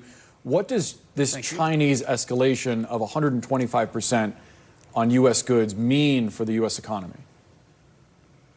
Well, it's just more bad news. And, you know, as you reported, we saw incredibly poor consumer sentiment numbers this morning. In that survey, by the way, consumers expected inflation to be 6.7%, the highest we've seen since 1981. So people are expecting costs to go up. Retaliation by China adds to those upward pressures. That money has to come from somewhere. It'll come out of other purchases by households. That's going to slow the growth in the economy. And businesses are comparably concerned about the outlook. So the fallout of this trade war has been very significant already, although it has not yet shown up in rising unemployment, some of the other things you'd want to watch pretty carefully. A spokesman for China's Commerce Ministry, Douglas, said that the U.S. is risking turning itself into a joke by using tariffs as a bullying and coercion tactic. How are other countries, do you think, viewing the U.S.? Because obviously it is very problematic for America if they are seen in all of this as the bad guy, and China is seen as being more reasonable. Well, there's a real concern because the White House has yet to articulate what, for example, they want China to do in order to lower the tariffs. And they've encouraged, 70-odd countries to negotiate. U.S. tariffs have wounded China. Carnage, panic, bloodbath doesn't even begin to cut it. Chinese markets deep in the red. Now, Hong Kong stocks plunged the most in almost 3 decades. In its first day of trading after the weekend, the Shanghai Composite fell more than 7 percentage points. That's, let's call it, somewhere in the ballpark of $500 billion in value, wiped out in one day. The Hang Seng, a measure of top stocks in the Hong Kong market, that was down more than 13%. That's another few $100 billion in value gone. And Donald Trump's not done. Because on top of a 10% tariff on Chinese goods imposed in February, plus another 10% in March, plus 34% announced last week, He's just threatened an additional 50%, which altogether effectively doubles the import cost of all Chinese goods to the U.S. We're starting to get to the point where if all these are applied, you effectively create an embargo between the two countries where there's just going to be no trade. Trump is punishing China for hitting back in a trade war the U.S. has escalated. Yesterday, Trump says China issued retaliatory tariffs of 34%. If China does not withdraw its 34% increase, the United States will impose additional tariffs on China of 50% effective April 9th. But China has found a way to hit the U.S. back hard, and not just with tariffs, but by attacking its supply chain directly. They just threw down the gauntlet. It's now a game of chicken. It's who's going to blink first. China is messaging this quite clearly. They are in it until the end. China has, until now, attempted to exercise restraint. Months ago, when Trump first imposed that sweeping 10% tariff on Chinese goods coming into the U.S., China did retaliate, but with smaller sector-specific tariffs, mainly targeting U.S. energy. Coal, LNG, that sort of thing. Then, when the U.S. stacked another 10% tariff on China, once again, we saw a measured response, this time against U.S. agriculture, targeting very specific things like chicken and beef. But responding to Trump's additional 34% tariff announced last week. So we're going to be charging a discounted reciprocal tariff of 34%. I think, in other words, they charge us, we charge them less. So how can anybody be upset? Well, they're upset. Retaliating with an equivalent 34% tariff on American goods. This is China hitting back harder than before. The Chinese believe the U.S. has just gone to a whole nother level, basically gutting the rules-based order entirely and replacing it with reciprocal tariffs negotiated line by line, country by country. And that's a world in which it'll be much, much harder for them to operate. They want these tariffs to go away, but if they can't go away, they do not want to be perceived as weak. But China knows hitting the U.S. back with tariffs doesn't land quite the same way as the original blow against China. The trade math illustrates why.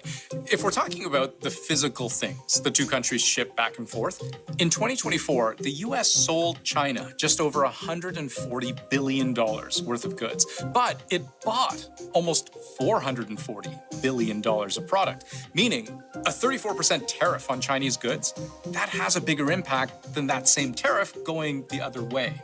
So China didn't stop at just the tariff. Well, China raised the stakes. It announced a raft of countermeasures, export curbs on tungsten and other rare metals. China controls about 90% of the world's known supply of what are called rare earths, as in the stuff that makes electric engines run and fighter jets fly.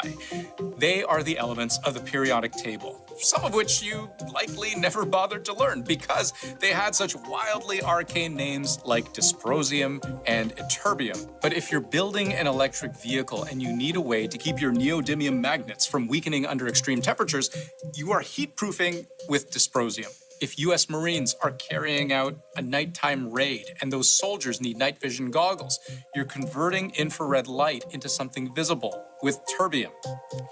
China recently added 7 new categories of rare earths to a list of controlled materials, which now requires U.S. companies that need them to get a license for them. You should see these new additions to China's export control regime for critical minerals not as more paperwork that will result in additional exports of these, but is essentially a ban. They're realizing that they don't have to respond in the same level playing field of tariff for tariff.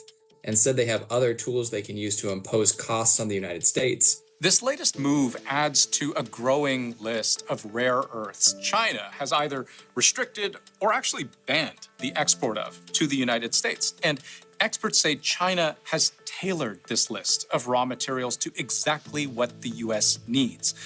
Some American aerospace manufacturers, for example, build avionics using materials that are sole sourced from China. It's a real choke point. The U.S. and others have stockpiles, but they will go through those stockpiles relatively quickly.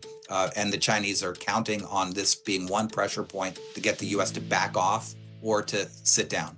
And if you want to understand what direction China's actions are taking the country, it's also worth paying attention to their words, branding U.S. tariffs as abuse, which severely infringes upon the legitimate rights and interests of all countries, severely violates World Trade Organization rules, severely undermines the rules-based multilateral trading system, and severely disrupts the global economic order. It goes on to warn, economic bullying that shifts risks onto others will ultimately backfire. They've been accusing the U.S. of bullying ever since the initial trade war. They want to be respected.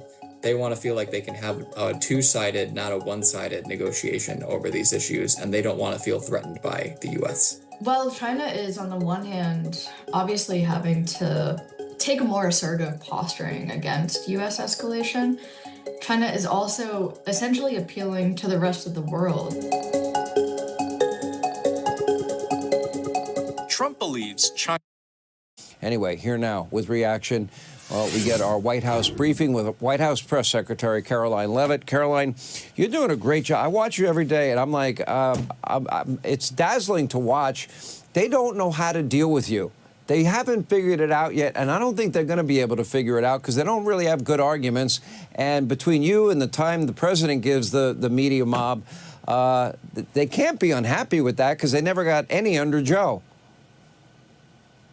No, they're very happy with the transparency and the accessibility of President Trump in this entire administration. I was so proud to stand in the cabinet meeting yesterday, Sean, when the president invited the press into the meeting where he went around the table and instructed each and every one of his cabinet secretaries to provide an honest update about what they are doing at their respective agencies. And every cabinet secretary is a rock star. They are passionate about the issues they are leading on, and they are delivering on. But the one issue that has provoked and upset and concerned my seniors the most over the many, many years that I've been on this committee is these online scams. The scams that are coming out of criminal networks worldwide are unbelievable, are heartbreaking, are horrific, highly complex. International criminal networks are going after our seniors because they know they're soft targets. They know that they are worth trillions of dollars, and if they can get underneath their skin, if they can get them to click on the right button, if they can get them to open a certain piece of mail, if they can get them on the phone and pretend they're their grandchild, they will be able to steal thousands and thousands of dollars. And the PRC, there's criminal networks in China that are so sophisticated that know this is where they can make millions and millions of dollars. And so I think this hearing is essential. I'm so grateful that we have bipartisan, bicameral support for figuring out how can we help law enforcement crack down more effectively on these international criminal networks that are targeting our seniors. The FBI indicates that seniors are disproportionately affected by frauds and scams with over $3.4 billion, billion with a B, in scam-related losses for individuals 60 and over in 2023 alone. So we must understand the scope of this problem. And when I've talked to my local law enforcement and asked them, what can you do? They basically have a tough time crossing borders and crossing countries to be able to actually get to the bottom of these scams and these criminal networks. So they need resources, they need support, they need far more help. We know that these PRC organized crime networks are operating in Southeast Asia.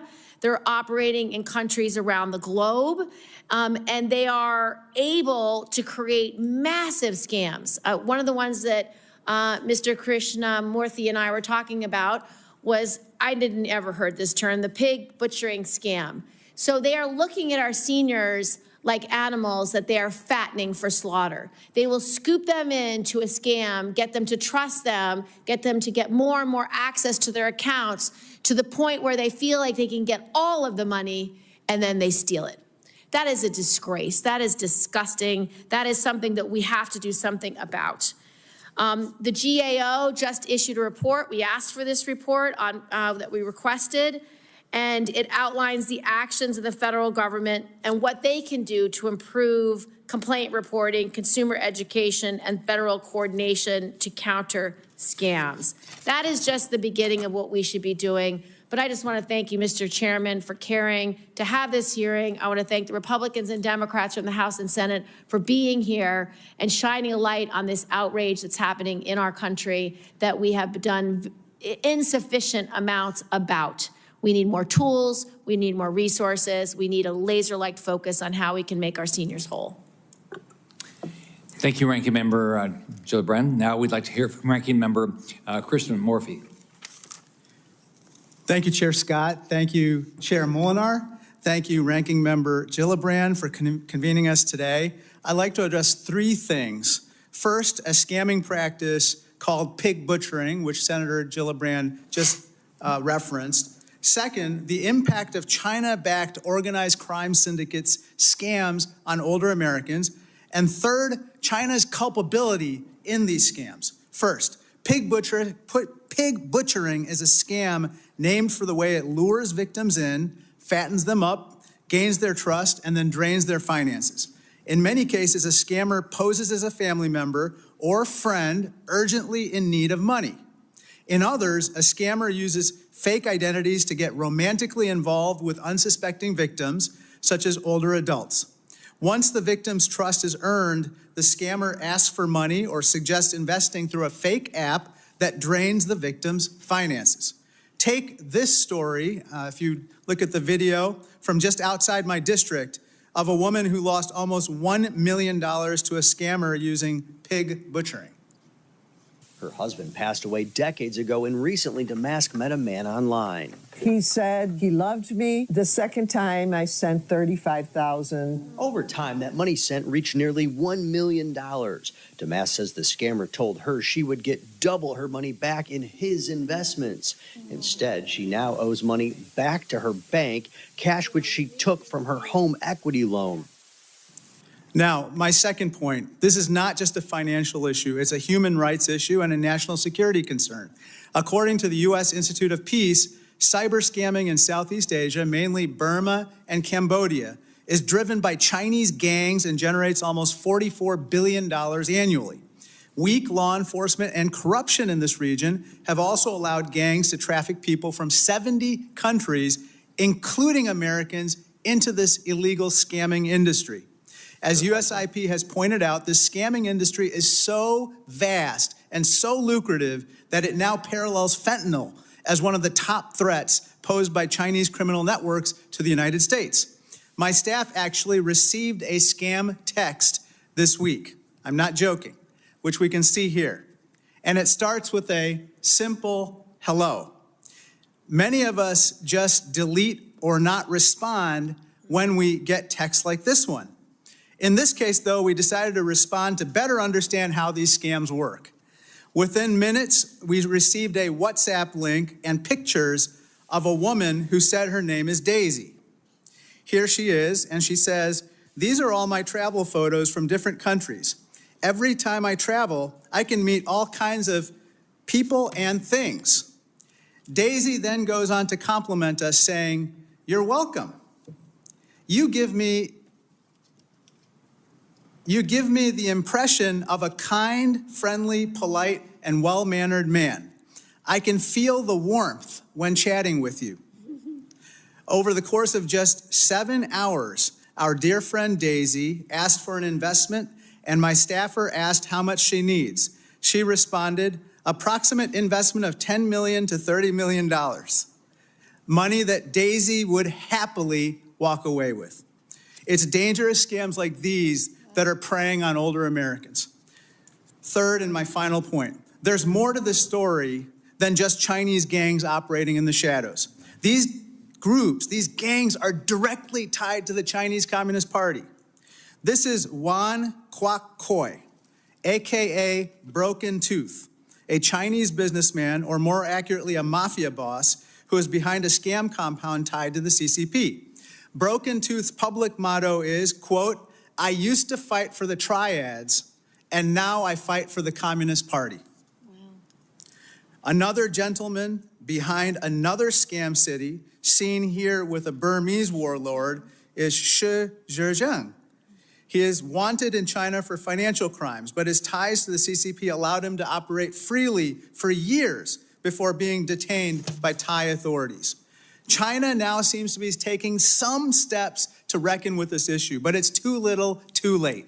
Like the fentanyl issue, the CCP turned a blind eye and has allowed this to happen. The CCP must recognize its role in allowing gang bosses and scam centers to absolutely run rampant. The financial and human cost of these scams is enormous, and we must act now to protect older Americans. Thank you, and I yield back. Thank you, Ranking Member.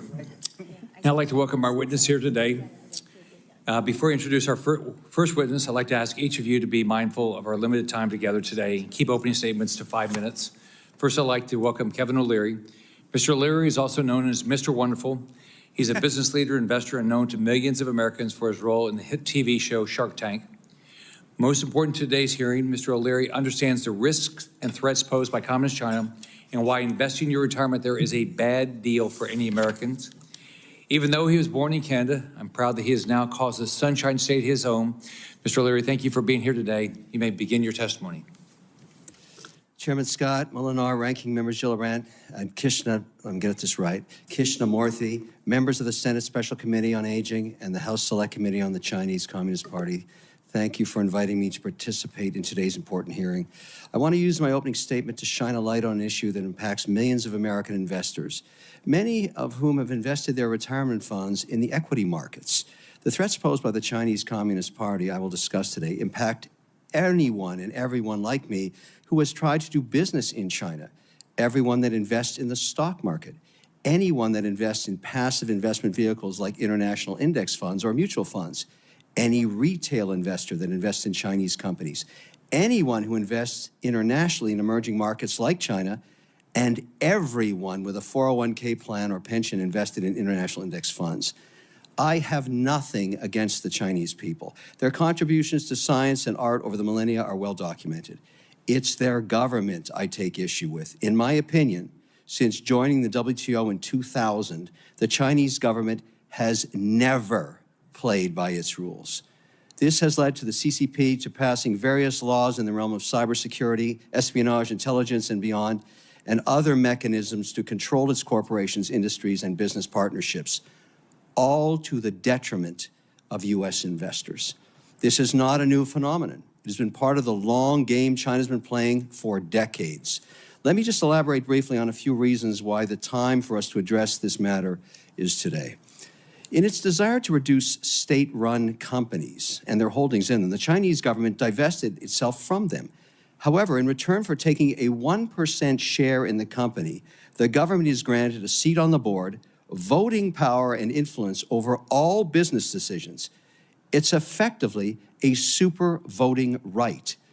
This is the so-called golden share that Xi is using today to control the potential sale of TikTok. If China maintaining control of companies wasn't bad enough for investors, China prevents foreigners from owning Chinese companies. Instead, they're cleverly exploiting the U.S. financial system creation of variable interest entities, VIEs, to approximate the ownership of corporate shares. If you own stock in a company like Tencent, Alibaba, or ICBC, you don't actually own stock in a company. You own a share of a contract of something in the Cayman Islands that is trying to approximate stock ownership. The U.S. has given China preferential treatment for over a decade through its own special memorandum of understanding that governs accounting standards and oversight. This sweetheart deal with the Public Accounting Oversight Board, the PCAOB, has allowed China to continue to game the U.S. financial system via their special treatment that is not afforded to other countries, even our allies. This is a completely unbalanced and non-reciprocal situation. And why do we allow this? How can this be viewed in any way as fair to American investors? There should be complete parity between the U.S. and China. I believe Congress should act to delist CCP-affiliated companies until there is a parity of treatment for Western businesses in China. If we can't own stocks in their country, they should not be allowed to own stocks in the U.S.